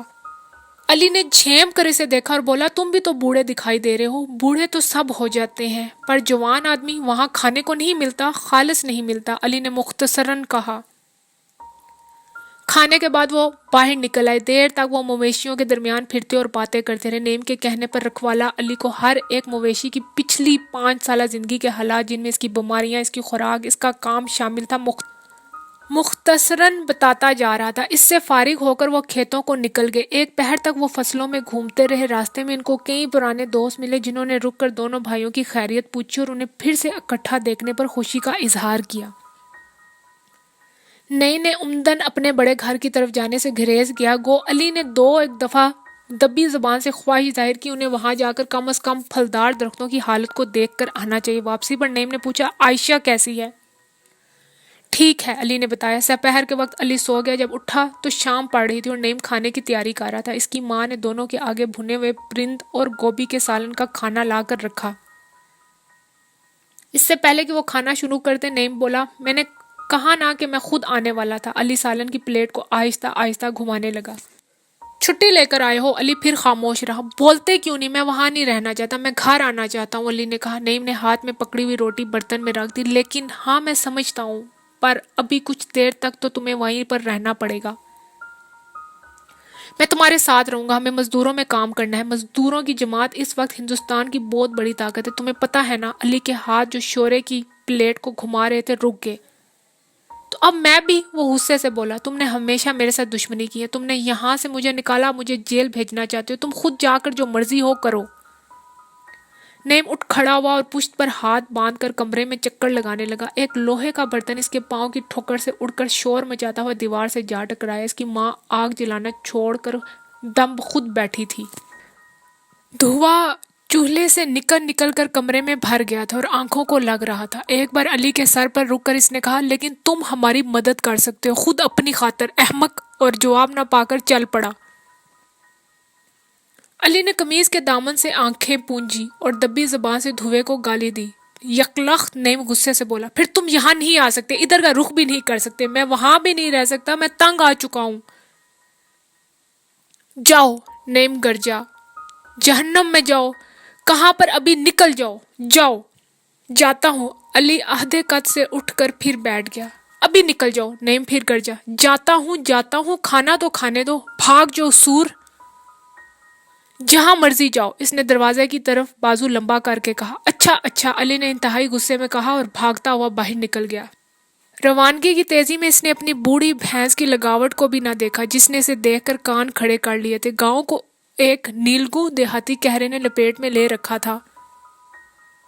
وہ جوہڑ کے کنارے رک کر پانی میں چمکتے ہوئے تاروں اور درختوں کے عکس کو دیکھنے لگا۔ غصے کے ساتھ ساتھ اس کے دل میں ایک زبردست رنج تھا جس نے اس کے دل کو مردہ پرندے کی طرح کر دیا تھا۔ خاموش اور نا طاقت، تھوڑے تھوڑے وقفوں پر اس نے چند پتھر اٹھا کر پانی میں پھینکے، پھر وہ قدموں کی آواز پر چونک پڑا۔ اندھیرے میں ایک ہیولا کمزور چال سے اس کی طرف بڑھ رہا تھا۔ علی! شام کے سناٹے میں نیم کی کمزور سی آواز آئی جس میں نرمی تھی۔ سورنی کا جنا، ستیلا! اس نے دانت پیس کر کہا اور بھاگ کھڑا ہوا۔ گھر پہنچ کر جب اس نے کھانا کھایا اور عائشہ کو ہر دم بک بک کرتے رہنے پر پیٹا تو اس کے دل پر موت کا سایہ گہرا ہو گیا۔ صبح سویرے کام پر جاتے ہوئے اسے عجیب احساس ہوا، وہی گلیاں، مکان، نل، وہی فیکٹری، مشینیں، دیواریں، وہی جگہ، وہی منظر، وہی لوگ جن سے وہ ہر روز ملتا تھا۔ ہر چیز، ہر شے اس قدر حوصلہ شکن طور پہ یکساں اور ساکن اور غیر مبدل۔ دفتن اس کی جگہ کی تنگی اور خوفناک حد بندی کا احساس بوجھ بن کر اس کے دل پر بیٹھنے لگا۔ وہ فیکٹری کے دروازے سے لوٹ آیا۔ ناول اداس نسلیں بائے عبداللہ حسین، باب نمبر 32، چیپٹر نمبر 32۔ وہ کئی گھنٹے تک ریل کے اسٹیشن پر آتے جاتے مسافروں، ریل گاڑیوں اور گڈ مڈ ہوتی ہوئی لائنوں کو دیکھتا پھرا۔ آخر تنگ آ کر شمال کی طرف جانے والی ایک ریل گاڑی میں سوار ہو گیا۔ سارا راستہ وہ ڈبے میں بیٹھا رہا۔ راستے میں کئی بار لوگوں نے کسان جان کر اسے نشست سے نیچے دھکیل دیا اور خواہ مخواہ جھگڑا کرنے لگے، اور دور کے مسافر اسے بھگوڑا سمجھ کر حقارت سے اس کی طرف دیکھتے ہوئے آپس میں باتیں کرتے رہے، لیکن وہ خاموش بیٹھا اپنے دل میں تازہ تازہ حاصل کردہ آزادی کے خوف کو پالتا رہا۔ یہاں تک کہ قریب 30 گھنٹے کے سفر کے بعد ایک بڑے سے ڈھکے ہوئے اسٹیشن پر پہنچ کر گاڑی خالی ہونا شروع ہوئی۔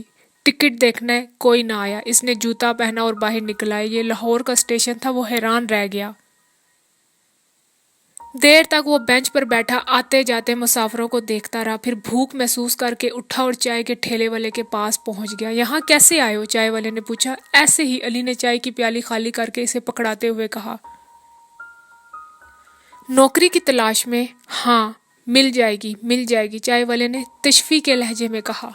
جب تک تم میرے پاس رک سکتے ہو۔ میں بھی دلی سے نوکری کی تلاش میں آیا تھا، یہاں آ کر کام شروع کر دیا، پھر یہیں پہ جھونپڑا ڈال لیا۔ میری ماں ہے اور میں ہوں، بس پنجاب روزگار کے لیے اچھا ہے، جب تک کام نہ ملے، جب تک جو مرضی آئے دے دینا، جب کام مل جائے گا، جب جو مرضی آئے کرنا، الگ ہو جانا یا جو مرضی آئے۔ کیا کہا کہ کہاں کے رہنے والے ہو؟ تھوڑی دیر کے بعد وہ چائے والے کی تجویز پر شہر دیکھنے کی غرض سے چل پڑا۔ یہ شہر اسے اچھا لگا۔ یہاں کے لوگ موٹے تازے تھے اور دیہاتیوں کی طرح اونچی کرخت آوازوں میں باتیں کرتے تھے۔ وہ عمر میں پہلی مرتبہ اتنے بڑے شہر میں آیا تھا۔ راستے میں کئی جگہ پر وہ دلچسپی کی موٹی موٹی چیزوں کے پاس رکا. ایک کیمرے والا سڑک کے کنارے ایک دیہاتی کی تصویر اتار رہا تھا. ایک جگہ سرکس لگا تھا. وہ کتنی ہی دیر تک گنے کھاتے ہوئے ہاتھی کے پاس کھڑا رہا. پھر ایک بیل گاڑی گزری جسے ایک کسان اور اس کی بیوی ہانک رہے تھے اور لاپرواہی سے سڑک کے بیچوں بیچ چلے جا رہے تھے. علی نے ہاتھ بڑھا کر ایک بیل کا سر تھپ تھپایا.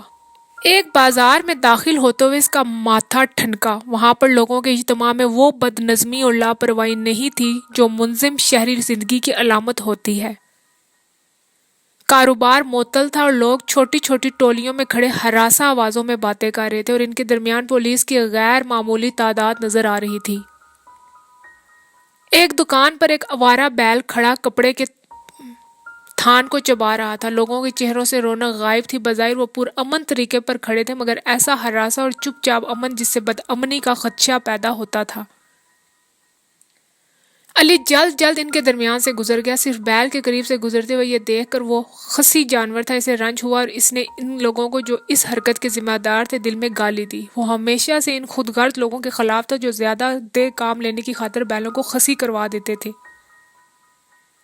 اگلی بازار میں بھی اس آفت سے چھٹکارا نہ ملا. یہ بازار تو گویا ساری چیز کا مرکز تھا. لوگ وہاں باقاعدہ جلوس کی شکل میں دونوں طرف جمع تھے. ان کے بیچوں بیچ چند بارودی لوگ جو رضاکار معلوم ہوتے تھے ہاتھوں میں معمولی ہتھیار مثلاً لاٹھی بیلچہ بلم یا تلوار لیے سیدھی قطاروں میں کھڑے تھے. ایک شخص خاکی وردی میں ملبوس ہاتھ میں بیلچہ اٹھائے ان قطاروں کے سرے پر یوں کھڑا تھا جیسے ابھی تقریر کر چکا ہے. ہجوم سے دبے دبے نعروں کی آوازیں اٹھ رہی تھی. علی نے خطرہ محسوس کر کے وہاں سے بھی گزر جانا چاہا. جب وہ ہجوم میں سے گزر رہا تھا تو چند پولیس کی لاریاں آ کر رکی اور ان میں سے چند انگریز افسر اور مسلح گورے سپاہی کود کود کر برآمد ہوئے.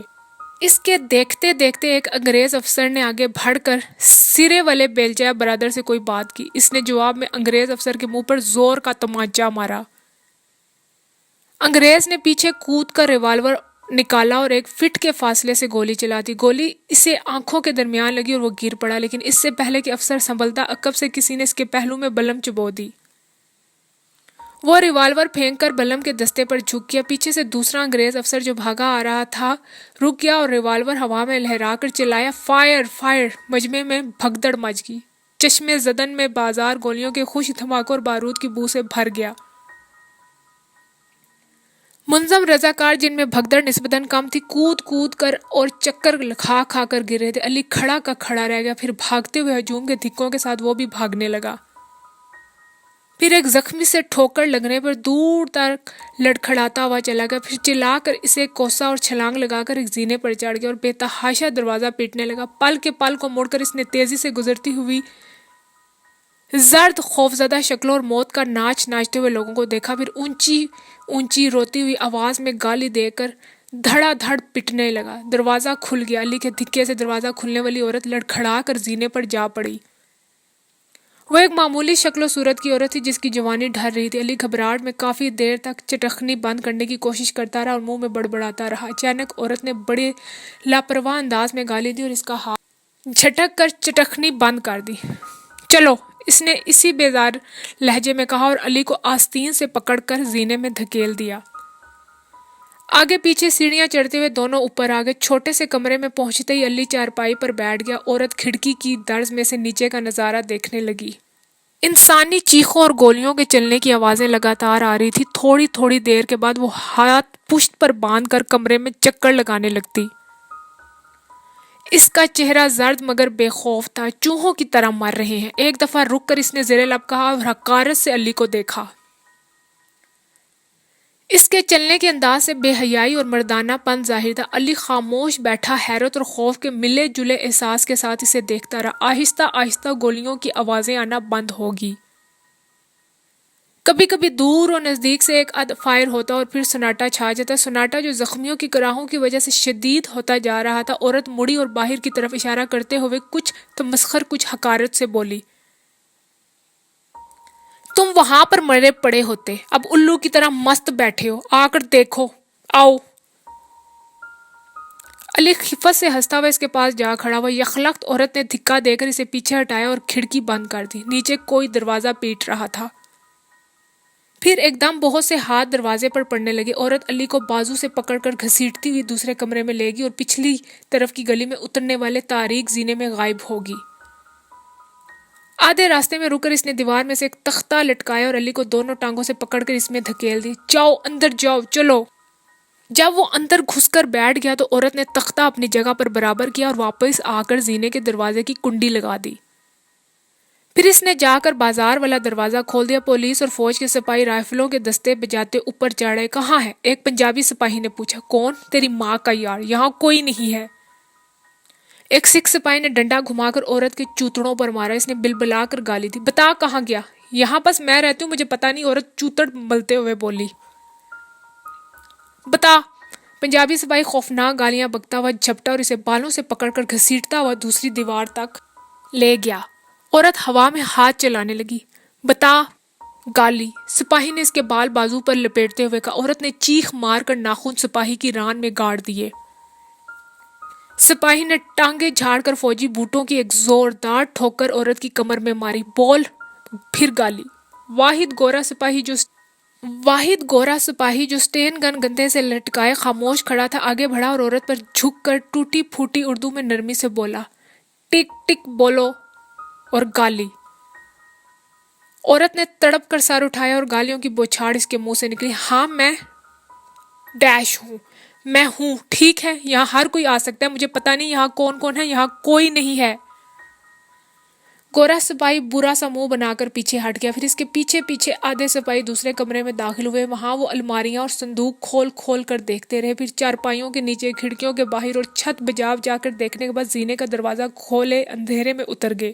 نیچے پہنچ کر انہوں نے گلی کا دروازہ کھول کر دیکھا, اسے بند کیا اور لوٹ آئے. جب وہ پہلے کمرے میں پہنچے تو سپاہی عورت کے بالوں کو سانپ کی طرح بازو پر لپیٹے اس کو جسمانی اذیت دے رہا تھا. عورت کا چہرہ کاغذ کی طرح سفید تھا. نہیں ہیں؟ ہائے, گورے نے اکتا کر پوچھا. نہیں. اس کی کلائی میں عورت نے دانت گاڑ دیے تھے. سپاہی نے دونوں ہاتھ چھڑائے اور پیچھے کود کر پوری قوت سے اس کے شانوں کے درمیان بوٹ کی ٹھوکر ماری. اس کی کلائی سے خون بہہ رہا تھا. پھر انہوں نے مارنا شروع کیا. جب تک وہ اپنے پاؤں پر قائم رہی وہ گھونسوں, بوٹوں اور رائفلوں کی ضربوں سے اسے ایک سے دوسری دیوار کی طرف اچھالتے رہے. جب وہ فرش پر ڈھیر ہوگی تو انہوں نے اس کا لباس پھاڑ ڈالا اور پیٹھ اور چھاتی پر ڈنڈے مارنے لگے. تھوڑی دیر کے بعد تھک کر انہوں نے پیٹنا بند کر دیا اور مردہ ڈھیر کے ارد گرد خاموش کھڑے ہو کر خالی خالی نظروں سے کمرے میں دیکھنے لگے. وہ یک لخت پشیمان ہو گئے تھے اور اس بے جان انسانی جسم کو, جس سے انہیں کچھ بھی حاصل نہ ہوا تھا, دیکھنے سے اعتراض کر رہے تھے. بیکار ہے. آخر گورے سپاہی نے بے حد اکتا کر کہا اور سیڑھیوں کی جانب لپکا. اس کے پیچھے پیچھے سب اتر گئے. جب علی کو دیوار سے کان لگائے بیٹھے بیٹھے کافی دیر ہوگی اور کوئی آواز نہ آئی تو اس نے احتیاط سے تختہ ہٹایا اور سیڑھیوں پر کود گیا. مکان میں گہرا سناٹا تھا. اوپر والے دروازے میں ایک بلی کھڑی تھی جو اسے دیکھتے ہی بھاگ گئی. پہلا کمرہ خالی تھا. دوسرے کمرے کے فرش پر اس کا ننگا جسم بے حس و حرکت پڑا تھا اور ٹانگیں بے شرمی سے پھیلی ہوئی تھی. وہ ششد کھڑا دیکھتا رہا, پھر بھاگ بھاگ کر دروازے اور کھڑکیاں بند کرنے لگا. ننگے جسم پر ضربوں کے نشان تھے. علی نے اسے اٹھا کر دیوار کے سہارے بٹھایا لیکن وہ لڑ گئی. کافی دیر تک وہ اسے ہوش میں لانے کی بے سود کوشش کرتا رہا. آہستہ آہستہ وہ خود بخود ہوش میں آ گئی. سب سے پہلی نظر اس نے اپنے آپ پر ڈالی اور جسم کو بازوؤں میں چھپا لیا. علی نے بستر پہ سے چادر کھینچ کر اسے اڑا دی. وہ خاموشی سے چادر لپیٹتی اور ارد گرد دیکھتی رہی. پھر اس نے خون آلود ہونٹوں پر زبان پھیر کر علی کی طرف دیکھا. علی نے بھونڈے پن سے اس کے کندھے پر ہاتھ رکھا. دفتر وہ اسے لپٹ کر پھوٹ پھوٹ کر رونے لگی. وہ اس کے آنسو پونچھتا اور پیار سے سارے جسم پر ہاتھ پھیرتا رہا. پھر اس نے اس کے گالوں اور آنکھوں کو چوما. تھوڑی دیر کے بعد علی نے احتیاط سے بازوؤں میں اسے بھر کر اس کو اٹھایا اور لے جا کر چارپائی پر لٹا دیا. بازو سر پر رکھے اور وہ دیوار کو دیکھتی دیکھتی نکاہت کے مارے اونگنے لگی. جب اس نے آنکھ کھولی تو علی دیوار کے ساتھ بیٹھا اسے تکے جا رہا تھا اور وہ اٹھ کر بیٹھ گئی. اب میں ٹھیک ہوں. وہ اداسی سے مسکرائی. تم لیٹی رہو. اچھا ہوا تم نہیں آئے, وہ تمہیں قتل کر دیتے. علی چارپائی کے پائے پر ہاتھ رکھ کر اس کی طرف جھکا. تم سمجھتی ہو میں بزدل ہوں؟ اوہ نہیں. وہ ہنسی. گاؤں میں لوگ کہتے تھے کہ شہر میں رہ رہ کر میں بزدل ہو گیا ہوں. علی نے اداسی سے کہا. ارے نہیں پگلے. وہ پیار سے اس کے بالوں میں انگلیاں ڈال کر ہنسی. تم نے کھانا نہیں کھایا؟ نہیں. تم بیٹھی رہو. اب میں بالکل ٹھیک ہوں، اس نے کہا اور چادر لپیٹتی ہوئی دوسرے کمرے میں چلی گئی۔ جب وہ اس کے کمرے سے برآمد ہوئی تو اس نے سفید ریشم کا لباس پہن رکھا تھا، اس کا منہ دھلا ہوا اور بال سنورے ہوئے تھے۔ وہ خاموشی سے مسکراتی ہوئی جا کر سبزیاں نکالنے لگی۔ میں آگ جلاؤں؟ علی نے پوچھا۔ تم بیٹھے رہو، میں سب کام کر لوں گی۔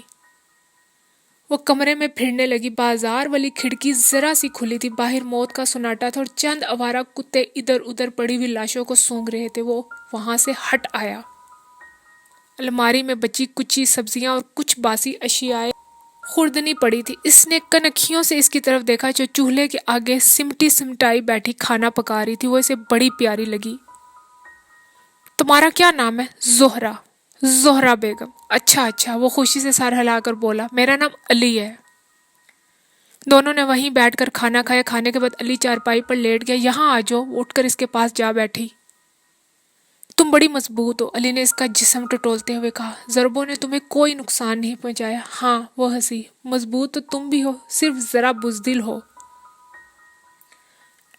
علی نے اس کی کمر میں ہاتھ ڈال کر اپنی طرف کھینچنا چاہا۔ وہ کڑی نظروں سے اسے دیکھتی ہوئی سمٹ کر پرے ہو بیٹھی۔ علی کھسیانا ہو کے اس کی پشت پر ہاتھ پھیرنے لگا۔ تمہارا لباس شاندار ہے۔ تم گاؤں میں رہتے ہو؟ عورت نے پوچھا۔ ہاں، ہم بھی گاؤں میں رہتے تھے۔ اچھا، کہاں؟ ہمارا گاؤں امرتسر کے قریب تھا۔ اب کہاں گیا؟ اب بھی ہے لیکن میں وہاں نہیں جاتی۔ کیوں؟ جب میرا باپ مر گیا تو ہم نے گاؤں چھوڑ دیا۔ تمہاری زمین بھی تھی؟ پتہ نہیں، تب میں بہت چھوٹی تھی۔ مجھے ذرا یاد ہے، بس اتنا کہ میں بھینس کی پونچھ پکڑ کر جوہڑ میں تہرا کرتی تھی، اور ایک دفعہ جب میرا باپ گھر سے اٹھا ہوا شہر سے لوٹا اور مجھے گھوڑے کی رسی پکڑا کر گھر کے اندر چلا گیا تو گھوڑا میرے آدھے بال کھا گیا اور میں ساری رات روتی رہی تھی۔ اور میرا باپ تھا جو بڑا جوان، بڑا نرم دل اور بڑا خوبصورت تھا۔ اس کے بعد میں نے کوئی خوبصورت آدمی نہیں دیکھا۔ علی کو اس کی آواز ڈوبتی ہوئی معلوم ہوئی۔ تمہیں بھی بہت بچپن کی کوئی بات یاد آتی ہوگی؟ ہاں، وہ ہنسا۔ سب سے پہلی بات یہ یاد آتی ہے کہ میرے باپ کے پاس 3 دودھ دینے والی بھینسیں تھیں، اور سویرے سویرے جب میری ماں مکھن نکال کے لاتی تھی تو ہمسایوں کے بچے اپنے اپنے برتن لے کر لسی لینے آیا کرتے تھے اور دروازے میں کھڑے ہو کر دانت نکوسا کرتے تھے۔ میری ماں ایک ایک کو بلا کر چھاچ دیتی۔ ان میں زیادہ تر لڑکیاں ہوتی تھیں، اور جب وہ بھرے ہوئے برتن اٹھائے مویشیوں والے احاطے میں سے گزرتی تو میں بلا وجہ ان کو مارا اور ان کی چوٹیاں کھینچا کرتا تھا۔ کمینے، وہ چلائی۔ دونوں کھلکھلا کر ہنس پڑے۔ انتہائی اعصابی کوفت کے بعد پیٹ بھر کھانے اور تھوڑے سے سکون نے علی پر غنودگی طاری کر دی، اور وہ عورت کی گود میں ہاتھ رکھے رکھے سو گیا۔ وہ محبت سے اسے دیکھتی اور لمبے لمبے گہرے گہرے سانس لیتی رہی۔ پھر اس نے آہستگی سے علی کا ہاتھ بستر پر رکھا اور کمرے کے وسط میں کھڑے ہو کر ایک لمبی انگڑائی لی۔ انگڑائی کے درمیان وہ چونک کر رکی اور بائیں لٹکا کر پریشانی سے چاروں طرف دیکھنے لگی، یوں جیسے مہربان دوستوں میں بیٹھ کر قہقہے لگاتے لگاتے ذہن پر سے کسی ناخوشگوار خیال کا سایہ گزر جائے۔ جب علی اٹھا تو وہ ایک بچے سے کھیل رہی تھی۔ یہ کون ہے؟ میری سہیلی کا بچہ ہے۔ تمہارا کوئی بچہ نہیں، یہ سب کا بچہ ہے۔ سب کا؟ بچہ صحت مند اور چلبلا تھا۔ علی نے ہاتھ بڑھا کر اسے پکڑنے کی کوشش کی لیکن وہ بھاگ کر عورت کے کندھوں پر جا چڑھا۔ اب گھوڑا بنو، مجھے بلایا کیوں تھا؟ اب گھوڑا بنو، بچے نے رٹ لگائی۔ وہ ہنستے ہنستے دوہری ہوئی جا رہی تھی۔ یہ دیکھو تمہارا گھوڑا یہ بنے گا، عورت نے علی کی طرف اشارہ کر کے کہا۔ یہ کون ہے؟ بچے نے پوچھا۔ بھوجو۔ ابا ابا ابا، وہ تالیاں بجاتا ہوا چلانے لگا۔ علی کو بچے پر بے حد پیار ہے۔ وہ چارپائی سے اتر کر فرش پر گھوڑا بن گیا۔ بچہ ڈرتے ڈرتے جا کر اس کی پیٹھ پر سوار ہو گیا۔ اب وہ دیواروں کے ساتھ ساتھ سارے کمرے میں چل رہا تھا۔ عورت ہنستے ہنستے بیر بہوٹی بنتی جا رہی تھی۔ کبھی کبھی وہ اچھلنے اور گھوڑے کی بولی بولنے لگتا تو بچہ خوشی سے تالیاں بجاتا۔ آخر کار عورت نے کھینچ کر اسے علی کی پیٹھ سے اتارا اور گود میں لے کر بیٹھ گئی۔ وہ باتیں کرنے لگے، گاؤں کی باتیں، شہر کی باتیں۔ علی نے اسے اپنے کام کے متعلق بتایا جو اسے قطعی پسند نہ تھا، اور صبح کا واقعہ جو اس کے متعلق عورت نے بتایا کہ بازار کے اخیر پر زمین کا ایک قطعہ تھا جو مسجد شہید گنج کے لیے وقف تھا اور جس پر سکھ اپنا حق جتا کر گردوارہ بنانا چاہتے تھے۔ اس طرح وہ جو مدت سے جھگڑے کا سبب بنا ہوا تھا آج صبح کے ثانیے پہ ختم ہوا۔ پھر انہوں نے گھر باہر کی باتیں کی، معمولی ذاتی باتیں جو ایک ہی گھر کے افراد یا قریبی دوست آپس میں کرتے ہیں۔ باتوں کے دوران وہ ایک مرتبہ علی نے اسے اپنی طرف کھینچنا چاہا لیکن اس نے سرد مہری سے اسے روک دیا۔ باتیں کرتے کرتے شام پڑ گئی۔ بچہ ان کے پاس سے اٹھ کر جا چکا تھا۔ اس وقت دوسرے کمرے کے دروازے پر دستک ہوئی اور دروازے میں کھڑی ہو کر دستک دینے والے سے جو کواڑ کی اوٹ میں تھا باتیں کرنے لگی۔ دیر تک سرگوشیوں میں تو میں کرتے رہنے کے بعد وہ اونچی آواز میں گالی دے کر بولی۔ اس آفت کے وقت میں بھی اور دروازہ بند کر کے علی کے پاس آ کھڑی ہوئی۔ اب تم جاؤ۔ علی حیرت سے اسے دیکھتا رہا۔ اس نے ندامت سے کپڑے جھاڑے اور ادھر ادھر دیکھتی ہوئی بولی، اب تم جاؤ، کل پھر آنا۔ کہاں جاؤں؟ کہیں بھی جاؤ، چلو اٹھو۔ اس نے بازو سے پکڑ کر اٹھایا اور سیڑھیاں اترنے لگی۔ آدھے راستے میں علی نے اسے روکا، لیکن پچھلی طرف سے نکلو، ادھر پولیس ہے۔ اس وقت اندھیرا ہے، کوئی نہیں دیکھے گا، چلو۔ آخری سیڑھی پر رک کر اس نے دونوں ہاتھ علی کے کندھوں پر رکھ دیے اور دھیرے سے بولی، کل پھر آنا، میرا یہاں کوئی نہیں، مجھے یہیں رہنے دو۔ میں تمہارے ساتھ نہیں سوؤں گا۔ علی نے منت کی۔ فکر نہ کرو، نہیں، اب تم کل آنا، پھر پرسوں آنا، پھر ہر روز آیا کرنا۔ پھر وہ ہنسی۔ اندھیرے میں اس کے گہرے جذباتی کہکوں کی آواز علی کو بھلی معلوم ہے۔ اب جاؤ۔ اس نے دروازہ کھول کر علی کو باہر دھکیل دیا۔ وہ اندھیرے میں کھڑا اس کی چمکتی ہوئی آنکھوں کو دیکھتا رہا۔ جاؤ تو ٹھیک ہے، اب میں نہیں آؤں گا۔ نہیں بھائی، ضرور آنا، تمہاری منت کرتی ہوں۔ کتیا، علی نے کہا، اب تھوکنے بھی نہیں آؤں گا۔ کئی لمحے تک وہ اندھیرے میں چپ چاپ کھڑے ایک دوسرے کو دیکھتے رہے۔ پھر عورت کی بھپری ہوئی آواز آئی جس میں وہی پہلے والی اڑیانی اور لاپرواہی تھی۔ حرامی، تم اس وقت چوہے کی طرح مرے پڑے ہوتے وہاں۔ اس نے گالی دے کر دروازہ بند کر دیا۔ علی نے انتہائی غصے میں 2-3 لاتیں بند دروازے پہ جمائی اور سانپ کی طرح پھنکارا۔ اسے بہت بری گالی دی۔ بازار میں سپاہیوں کی بھاری بوٹوں کی آہٹ پیدا ہوئی۔ وہ کود کر ایک دکان کے نیچے گھس گیا۔ اس وقت اس نے دہل کر دیکھا کہ وہ ایک مرے ہوئے آدمی پر بیٹھا تھا۔ سپاہی خاموشی سے گزر گئے۔ باہر نکل کر وہ کچھ دیر کانپتی ہوئی ٹانگوں پر وہیں کھڑا رہا اور اس کا دل سن ہو چکا تھا۔ اداس نسلیں بائی عبداللہ حسین، باب نمبر 33، چیپٹر نمبر 33۔ سردیوں کے آغاز میں نعیم پر فالج کا حملہ ہوا۔ حملہ زیادہ شدید نہ تھا۔ گاؤں کے حکیم نے یقین دلایا کہ کوئی بات نہیں، سردیوں میں گھوڑے بھی اکثر جڑ جایا کرتے ہیں اور 2-1 گیدڑ پکا کر کھلانے پر بھلے چنگے ہو جاتے ہیں۔ اس کے باوجود وہ چارپائی سے جا لگا۔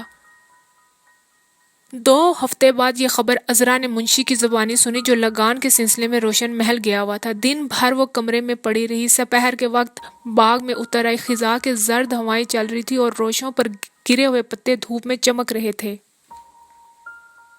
وہ برگد کی جڑ پر چڑھ کر بیٹھ گئی اور خشک پتوں کی ڈھیری بنانے لگی۔ کبھی کبھی دفتن بے چین ہو کر کانوں پر ہاتھ رکھ لیتی، پھر اس کنفیوژن سے گھبرا کر اٹھی اور اگلے درخت کی جڑ پر جا بیٹھی۔ وہاں بھی وہ آسانی کے ساتھ توازن قائم کر کر بیٹھی پتوں کو ہوا میں اڑاتی رہی۔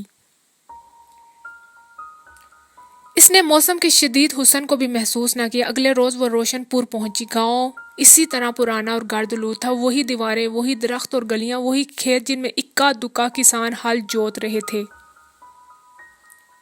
یہ بہائی کا موسم ہے، اس نے ذہن پر زور دے کر سوچا۔ اس برسوں پرانے خوابیدہ منظر کو دیکھ کر وہ بہترا اداس ہوگی۔ اپنے گھر میں داخل ہو کر اس نے بوڑھے رکھوالے کا حال پوچھا۔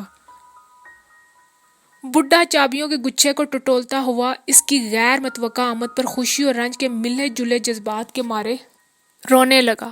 نوکروں کو مکان کھولنے کا حکم دے کر وہ باورچی خانے میں جا بیٹھی۔ مکان میں سے دروازوں کھڑکیوں کے کھلنے اور جھاڑنے پھٹکنے کی آوازیں آ رہی تھی۔ فرنیچر گھسیٹا جا رہا تھا۔ کبھی کبھی ایک شیشہ ٹوٹتا اور نوکروں کی باتیں کرنے کی آوازیں آتی۔ یہ موسم خزاں کا ایک شفاف دن تھا۔ باورچی خانے میں دھوپ بھری ہوئی تھی۔ عذرا کھڑکی میں کھڑی گرد و غبار کے چھوٹے سے بادل کو دیکھتی رہی جو کمروں سے نکل کر دھوپ میں آ گیا تھا، اور وہ کوئی فیصلہ نہ کر پا رہی تھی۔ اب جب کہ وہ یہاں پہنچ چکی تھی، یہاں سے باہر قدم رکھتے ہوئے ڈر رہی تھی۔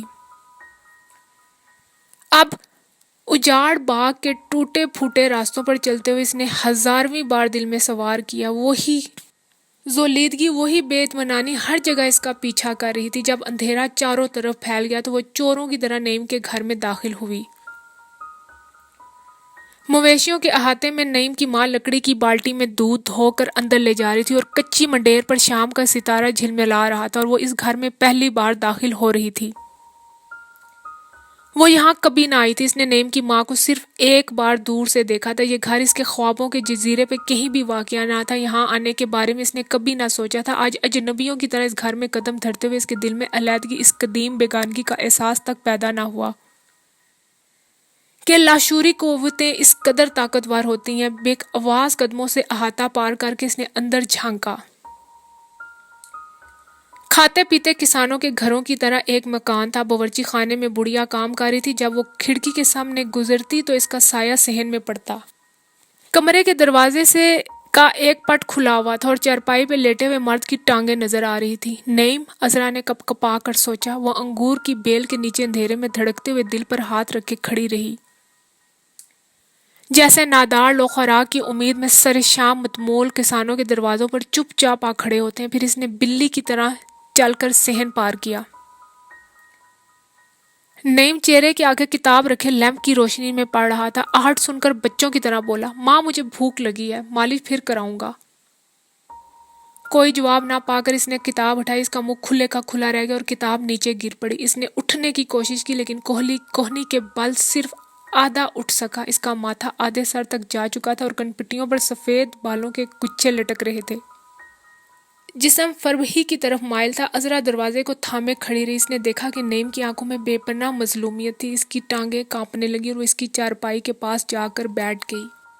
عذرا، آخر کار نعیم بڑبڑایا اور دھم سے تکیے پر گر پڑا۔ کچھ دیر تک وہ سیدھا لیٹا، آنکھ جھپکے بغیر خلا میں دیکھتا رہا۔ پھر یکایک اس نے کروٹ بدلی اور بازو عذرا کی گردن میں ڈال کر اپنی طرف کھینچا۔ وہ اس کے کندھے پر سر رکھ کر رونے لگی۔ محبوب آنکھوں میں بے کرا مظلومیت کی جھلک اور ایک لمحے کے لمس نے برسوں کے غرور کو حقیر بنا دیا تھا۔ نعیم نے اسے ماتھے پہ چوما اور آنکھوں پر اور گالوں پر اور ہونٹوں پر ایک ایک لفظ کہے بغیر وہ بہتابی اور گرم جوشی سے اسے ساری جگہوں پر چومتا رہا، حتیٰ کہ آنسوؤں کا نمکین مزہ اسے اپنی زبان پر محسوس ہوا۔ مت رو، وہ کوشش کر کے بولا۔ اس کی آواز خشک اور کمزور تھی۔ عذرا جھلملاتی ہوئی آنکھوں سے اسے دیکھنے لگی۔ تم بیمار ہو؟ اس نے دکھ سے پوچھا۔ اب ٹھیک ہوں، اس نے کہا اور اسے چھاتیوں کے اوپر چوما جہاں سے گلا کھلا ہوا تھا۔ ایک عمر گزر جانے پر بھی اس کے سینے کی جلد مضبوط اور صحت مند تھی۔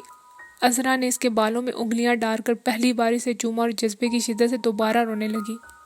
مت رو، نعیم نے اس کی پشت پر ہاتھ پھیرتے ہوئے دہرایا۔ بامشکل اپنے آپ پر قابو پا کر اس نے آنسو پونچھ ڈالے۔ نعیم کی ماں ہاتھ میں سرخ رنگ کے تیل کا برتن لیے دروازے میں کھڑی حیرت سے اجنبی سے جوان عورت کو دیکھ رہی تھی۔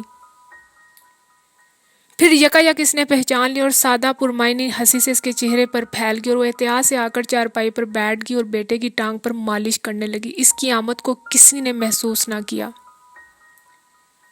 تم پھر جیل گئے تھے؟ عذرا نے پوچھا۔ ہاں۔ کتنی دیر؟ بہت دیر۔ وہ محویت سے اسے دیکھتا رہا۔ کئی سال۔ تمہارے بال گر رہے ہیں؟ ہاں، اس نے سنجیدگی سے کہا۔ عذرا ہولے سے ہنسی۔ نعیم بھی اس کے ساتھ ہنسا۔ وہ کچھ بھی نہ سمجھ رہا تھا۔ وہ محض اس برسوں کی گمشدہ محبوب آواز کو سننے میں مہو تھا جو آہستہ آہستہ قریب آ رہی تھی، اسے واپس مل رہی تھی، جیسے آدھی رات کے ملاحوں کا گیت جو ابھی ابھی قریب آتا ہے اور ابھی دور چلا جاتا ہے اور کہیں نظر نہیں آتا، لیکن مسافروں کی ہمت بڑھاتا ہے اور طوفانی راتوں میں انہیں زندگی کی محنت کی اور خوشی کا یقین دلاتا ہے۔ پھر عذرا نے نعیم کی ماں کو دیکھا اور گہری طرح جھیم کی۔ میں تیل ملتی ہوں۔ نہیں، نعیم نے اسے پکڑ رکھا۔ تم باتیں کرو۔ باتیں بھی کریں گے۔ وہ ہنسی اور اٹھ کر پائنتی بیٹھ گئی۔ اچھا اچھا، نعیم کی ماں بے فن معنی خیز انداز میں ہنستی ہوئی باہر نکل گئی، پھر صحن میں سے لوٹی اور آ کر دروازہ بند کر دیا۔ اس کا سفید سر تیزی سے ہل رہا تھا۔ عذرا اس کی پنڈلی پر تیل ملتی اور ہولے ہولے سے باتیں کرتی رہی، اور اپنی باتیں، اس کی بائیں ٹانگ کی باتیں جس پر فالج کا اثر تھا۔ نعیم گہری محویت سے سنتا اور اس کے کہنے پر اپنے جسم کے نیم مردہ حصے کو ہلانے کی کوشش کرتا رہا۔ آہستہ آہستہ وہ اس شہر میں سے نکل آیا۔ کمرے کے وسط میں بجھتی ہوئی آگ کا آخری شعلہ کمزوری سے بھڑک رہا تھا۔ اور لکڑیاں ڈال دو، اور لکڑیاں ڈال دو، اس نے کہا۔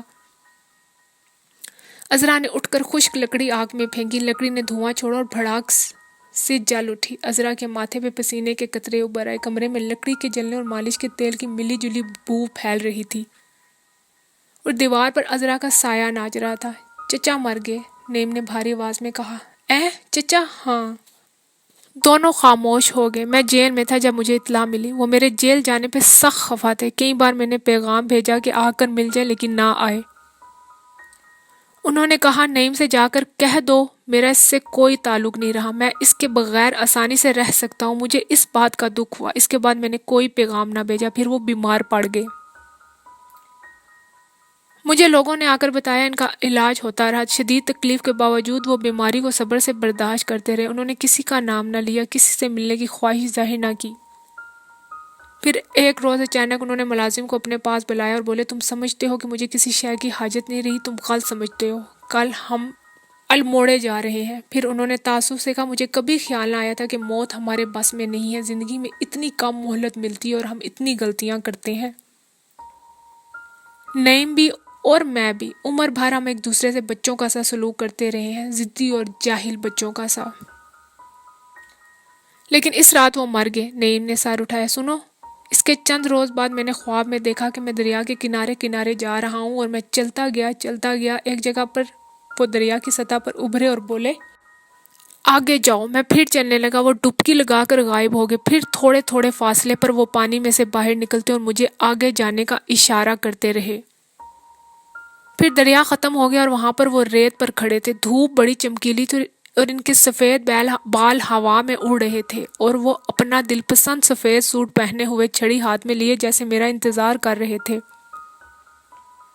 کہنے لگے، میں اکیلا چل رہا تھا، اچھا ہوا تم آ گئے. ہم ریت پر چلنے لگے اور ہمیں راستے میں آبی پرندوں کے گول ملے جو اڑتے ہوئے سمندر کی جانب جا رہے تھے. چلتے چلتے ہم ایک مکان میں داخل ہوئے. وہ جگہ گو کہ میں کبھی وہاں نہیں گیا مجھے بے حد مانوس معلوم ہوئی. ہم سیڑھیاں چڑھنے لگے اور چڑھتے گئے حتیٰ کہ میں ہانپنے لگا. وہ بے شمار تھی. آخر میں ایک زینہ آیا اور ایک لوہے کا جنگلہ جو مکان کے گردا گرد چلا گیا تھا.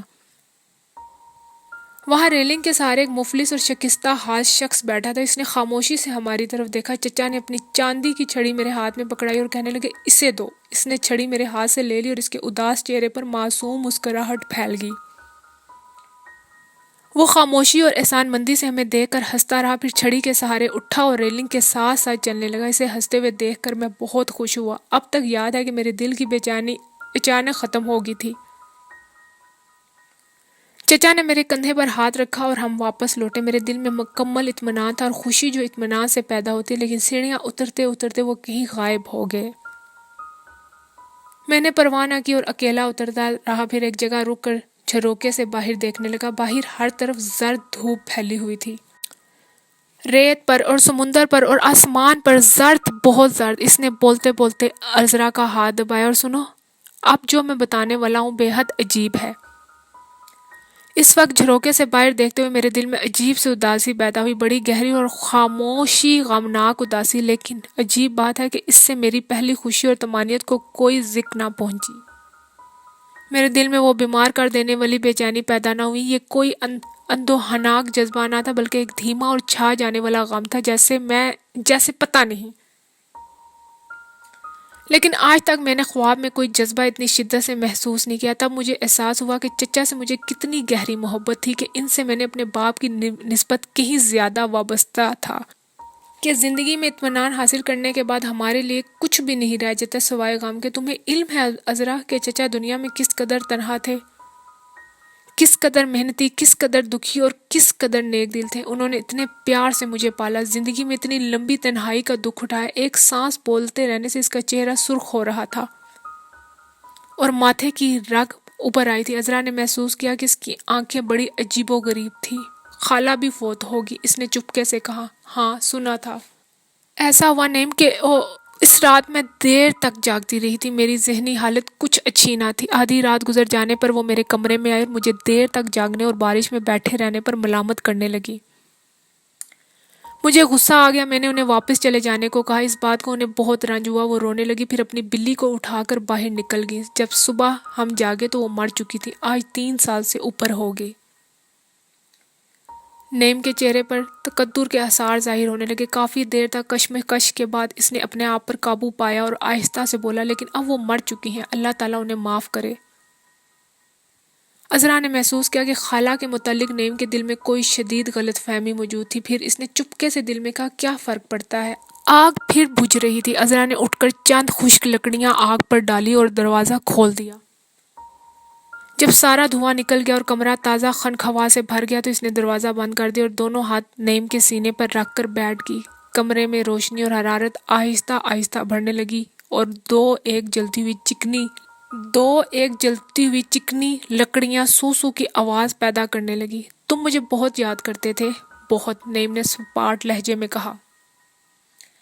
تمہارے بغیر دنیا کی مشکل ترین شے جو آئی وہ رات تھی، جیل میں بھی، باہر بھی۔ دن بھر تو میں کام میں مصروف رہتا تھا، لیکن رات کے وقت جب میں اکیلا اور تھکا ہوا ہوتا تھا تو نیند کہیں غائب ہو جاتی۔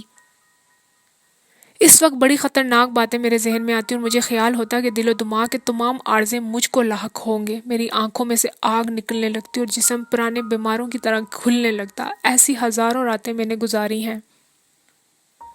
کئی بار یہ سوچ کر میں خوف زدہ ہو جاتا تھا کہ تمہارے بغیر شاید میں مر جاؤں گا۔ وہ ہنسا۔ عذرا نے بے تابی سے اس کا گلا کھول کر بھیڑ کی طرح منہ اس کے سینے پر رگڑا۔ تم اتنا یاد کرتے ہوگے، میں نے کبھی نہ سوچا تھا۔ وہ دوبارہ رونے لگی۔ چپ رہو، نعیم کرایا۔ اس نے نعیم کے کندھے پر رگڑ کر آنکھیں خشک کی۔ دیکھتے ہی مجھے پتا چل گیا تھا کہ یہ سب کچھ گزرا ہے، تم نے یہ سب جھیلا ہے، تم نے مجھے یاد رکھا ہے، تمہاری آنکھیں بوڑھی ہو گئی ہیں، مجھے معاف کر دو۔ اور رنج سے وہ مسکرایا۔ عذرا پھر بولی، پر اس کے باوجود تمہاری آنکھیں خوبصورت رہی ہیں، یہ ایسا عجب لگتا ہے نعیم، تمہاری آنکھیں بوڑھی اور نرم اور نازک۔ یہ اس لیے ہے، نعیم نے بے تابی سے کہنا شروع کیا، کہ جب میں نے اس بے پایا رنج میں گھرا ہوا تھا تو مجھے پتا چلا کہ دنیا میں اتنی اچھی اچھی چیزیں بھی ہیں، بڑی بڑی مسرتوں کے علاوہ چھوٹی چھوٹی خوشیاں بھی ہیں جن کو ہم اپنی مصروفیتوں میں بھول جاتے ہیں، لیکن جو رنج میں ہمارے کام آتی ہیں، جو ہر دم ہمارے آس پاس رہتی ہیں، اتنے قریب کہ ہم ہاتھ بڑھا کر انہیں پکڑ سکتے ہیں۔ پرانی پرانی باتیں، مثلاً وہ ذہن سے مٹتا ہوا بعید چہرہ جو اس بوڑھی عورت کا تھا جس نے بچپن میں میری نگہداشت کی تھی، اور پہاڑ کی ڈھلوان پر ہمارا گھر تھا جس کی ٹین کی چھت پر بارش شور مچاتی تھی، اور لکڑی کے برآمدے میں بلی نے بچے دے رکھے تھے، اور میرا پرانا جوتا جو ایک دفعہ میں نے چلتی گاڑی میں سے باہر پھینک دیا تھا، اور پھر اس کے گرم خوردہ خشک چمڑے پر آخری نظر ڈالنے کے لیے بے تاب ہو کر کھڑکی میں سے جھانکنے لگا تھا، اور جنگلی کبوتر جو ہمارے گھر میں رہا کرتے تھے، اور وہ بوڑھا کلاش آدمی جس کو میں نے اپنی پرانی اونی جرابیں دے دی تھی، اور جب وہ شکریہ کے الفاظ بڑبڑا رہا تھا تو رال بہہ کر اس کی داڑھی پر اٹک گئی تھی اور دھوپ میں چمکنے لگی تھی، اور راستے کے کنارے اگا ہوا وہ اکلوتا پھول جس کے پاس سے گزر جانے کے بعد میں دور سے واپس لوٹا تھا، جسے ہاتھ لگاتے ہی ساری پتیاں خاموشی سے جھڑ گئی تھی۔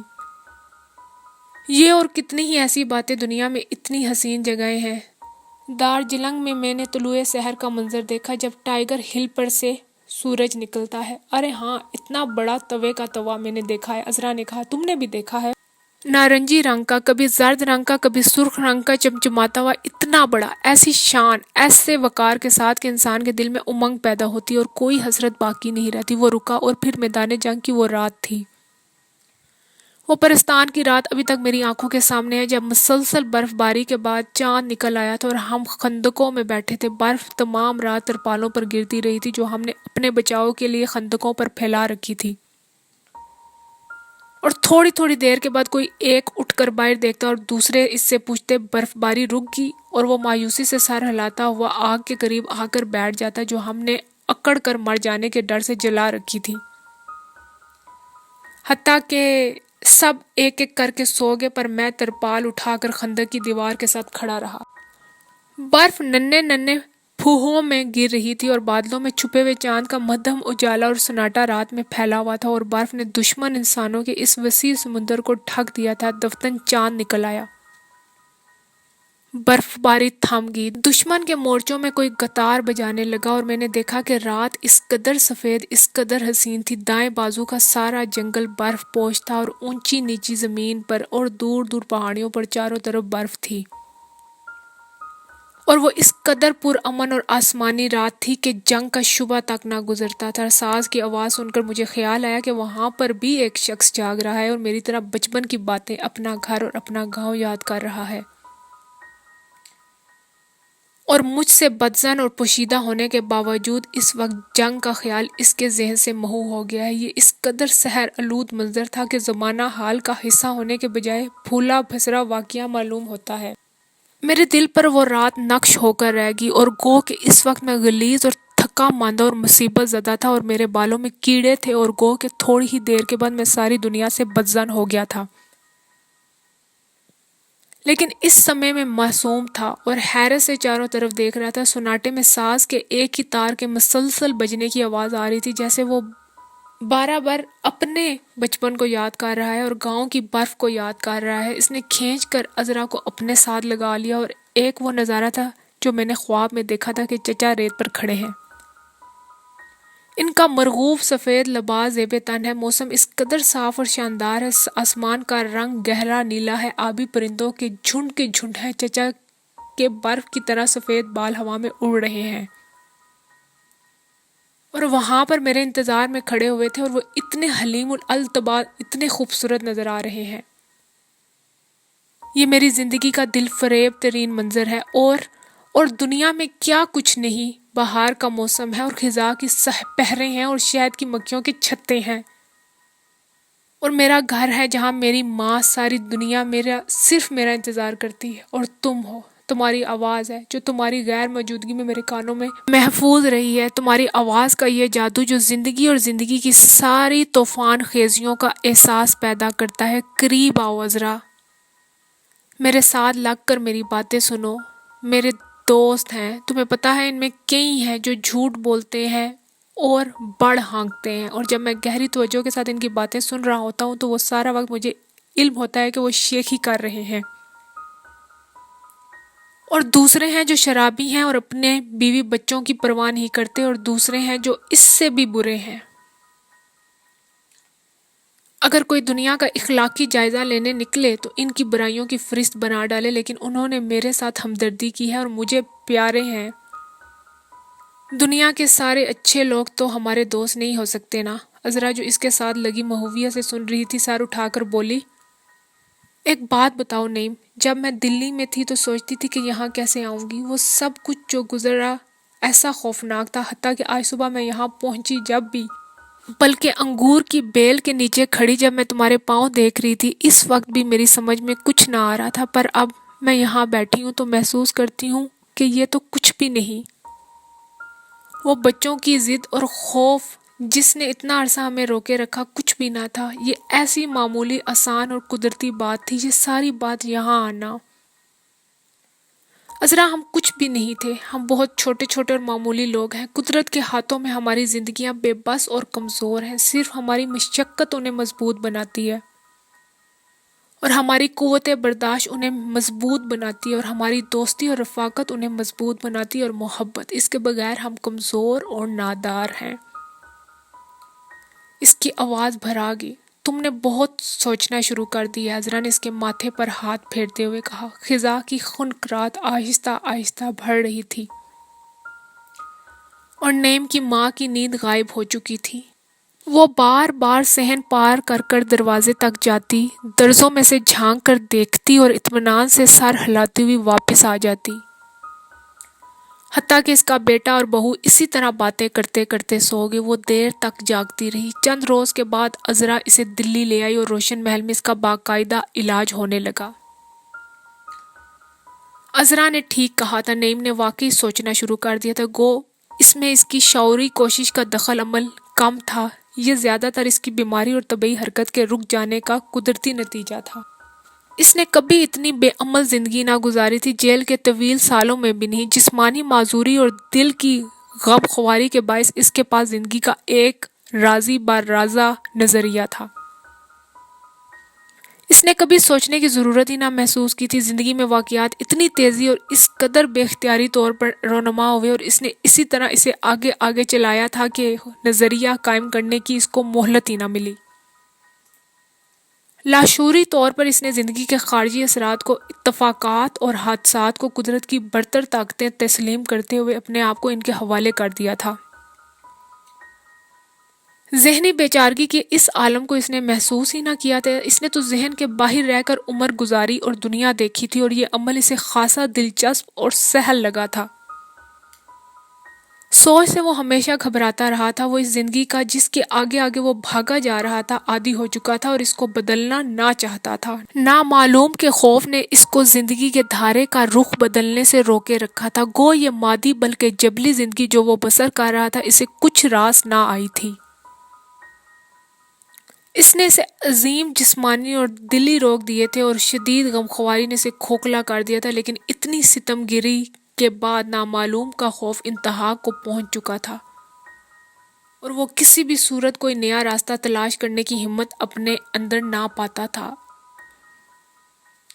چند ایک بار واقعات کی زد میں آ کر جب وہ سوچنے پر مجبور ہوا تھا، اس نے ایک عجیب سی ذہنی کوفت محسوس کی تھی جس نے اس کے لاشعور میں سوچ کا اور تغیر و تبدل کا خوف بٹھا دیا تھا۔ ایک سخت کوش جسم کے سہارے اپنی لا علمی میں وہ یہی سمجھے گیا تھا کہ یہ زندگی جو وہ بسر کر رہا تھا اصل آرام دہ اور پرسکون زندگی تھی، اور یہ کہ کبھی کبھار آفتیں تو آیا ہی کرتی ہیں، اور اصل آفت وہ ہے جو ذہن اور روح پر آتی ہے اور جس سے دل کا سکون غائب ہو جاتا ہے اور ڈر کے مارے آدمی نیند میں اٹھ بیٹھتا ہے۔ لیکن جس طرح چلتے ہوئے انجن کے دفتر روک دیے جانے پر زائد بھاپ کے اخراج کے لیے سیفٹی والو کھل جاتا ہے، اسی طرح چارپائی کے ساتھ لگ جانے سے اس کے ذہن کی کھڑکی جو نامعلوم پر کھلتی تھی واہ ہوگی۔